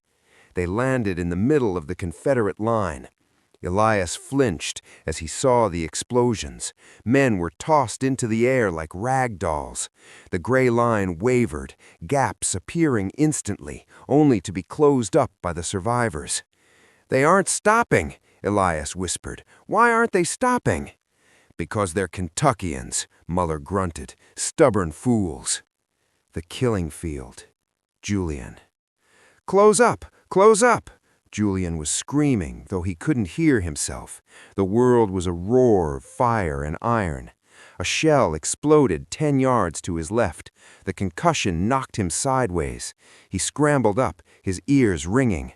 "Forward! Double quick!" They broke into a run. They reached the river. The water was waist-deep and freezing. They plunged in, breaking the thin ice. Julian gasped as the cold water hit his groin. The river turned red around them as men were hit midstream, their bodies floating away in the current. They clawed their way up the muddy bank on the Union side. "Charge!" They were close now. Julian could see the faces of the Union gunners. He raised his Enfield. Crack! The man next to him went down. Julian fired at a shape in the smoke. He reloaded on the run, his frozen fingers fumbling with the percussion cap. They crested the ridge. The Union infantry rose up to meet them. It was chaos. The lines collided with the sound of a train wreck. There was no more drilling, no more tactics. It was a brawl. Rifle butts, bayonets, fists. Julian lunged at a bluecoat. He parried a bayonet thrust and slammed his shoulder into the man's chest. "Toby, stay with me!" Julian screamed. He turned. Toby was standing 5 feet away, staring at his chest. A crimson stain was spreading rapidly across his tunic. "Jules?" Toby whispered. He dropped his rifle. He fell to his knees, then face forward into the mud. "No!" Julian lunged toward him, but the Union counterattack hit them. A fresh wave of blue soldiers swarmed over the hill, yelling, "Huzzah!" The Confederate line, battered by artillery and exhausted, shattered. "Fall back! Retreat!" Julian grabbed Toby's collar. He tried to lift him. "Leave him!" Sergeant Crow yelled, running past. "He's gone, Holloway! Run!" Julian looked at Toby's stillness. He looked at the wall of blue closing in. He turned to run. Something slammed into his thigh. It felt like being kicked by a mule. Julian spun around and collapsed. His bone buckled. He tried to stand, but the bone grated. A wave of white-hot agony blinded him. He crawled toward a limestone rock. The world was spinning. The blue wave washed over him. The counterattack. Elias. "Push them! Drive them into the river!" Elias was sprinting. The adrenaline was a narcotic, masking the cold and the fear. The 4th Kentucky was chasing the broken remnants of the Orphan Brigade back toward the water. Elias leapt over a dead Confederate. He fired his Springfield at the retreating backs. The smoke was thick, swirling in the wind. "Clear the rocks!" Muller shouted. "Check for stragglers!" Elias slowed down. He moved toward a cluster of limestone boulders near the riverbank. He held his bayonet leveled. A movement caught his eye, a gray shape dragging itself through the mud. "Drop it!" Elias screamed. "Drop the weapon!" The figure slumped against the rock. He had no rifle. He was clutching his leg. His hat was gone, his hair matted with sweat and dirt. Elias stepped closer, his finger on the trigger. "Surrender!" Elias barked. The Confederate soldier looked up. Time stopped. The artillery ceased. The screaming faded. The wind died. Elias stared. He knew those eyes. He knew the shape of the jaw, even beneath the gauntness and the beard. He knew the scar on the chin from a childhood fall from the hayloft. The Confederate soldier blinked, squinting through the pain and the smoke. "Eli?" The voice was a rasp, a whisper of disbelief. Elias lowered his rifle. His hands began to shake, a violent tremor that rattled the sling swivels. "Julian?" It was impossible. In a war of 3 million men, across a front of 1,000 miles, the mathematics were impossible, and yet here they were. Julian tried to smile, but it turned into a grimace of pain. He looked at his leg. Blood was pooling dark and fast on the frozen ground. Julian coughed, a dry hacking sound. "I told you I wouldn't run."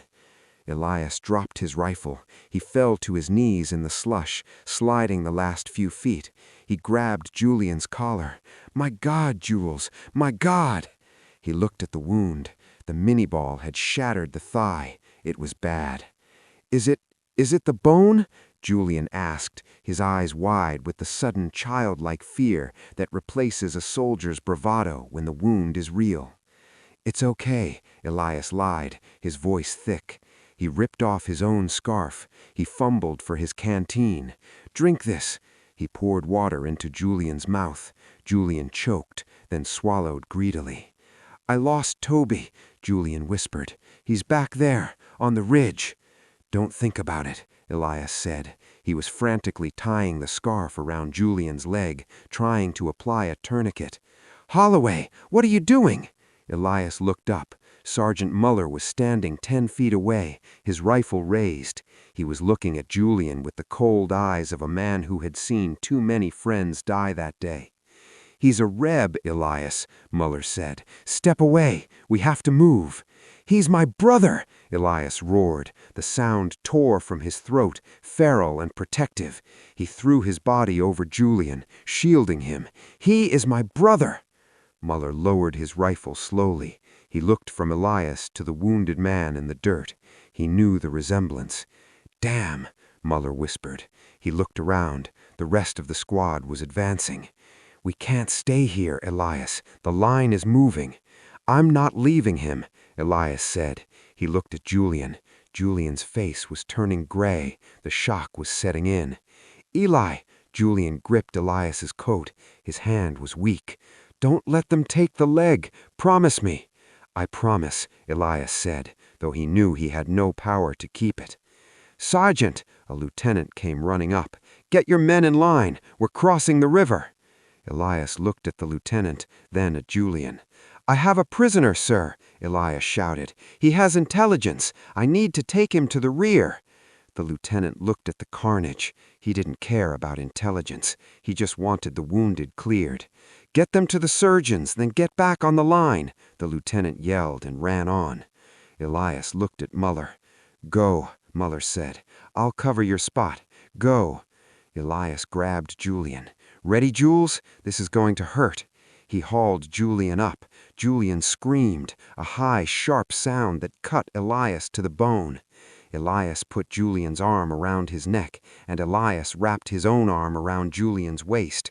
He practically carried him, dragging the shattered leg through the mud. They walked away from the battle. They walked back through the debris of the charge, past the dead horses, past the craters. "You got big," Julian mumbled, his head lolling on Elias's shoulder. "You're just light, Elias. You're nothing but bones. What have they been feeding you?" "Parched corn and glory." The field hospital, the round forest. The rear was a slaughterhouse of a different kind. The field hospital was a collection of tents set up in a grove of cedars. The ground was slick with blood. The pile of amputated limbs outside the surgeon's tent was already waist-high. Elias dragged Julian to the triage officer. "He needs a doctor," Elias gasped, lowering Julian onto a patch of straw. "Leg wound, heavy bleeding." The surgeon, a hurried man with blood up to his elbows, looked at Julian's uniform. "He's a rebel," the surgeon said, turning away. "We look after our own first." Elias grabbed the surgeon by the lapels of his coat and slammed him against the tent pole. "He is an American," Elias hissed, his face inches from the doctor's face, "and you will look at him, or I will kill you right here." The surgeon looked into Elias's eyes. He saw the madness there. He saw the loaded revolver at Elias's belt. "All right," the surgeon stammered. "Put him on the table." Elias lifted Julian onto the blood-soaked wood. Julian was drifting in and out of consciousness. He grabbed Elias's hand. "Eli?"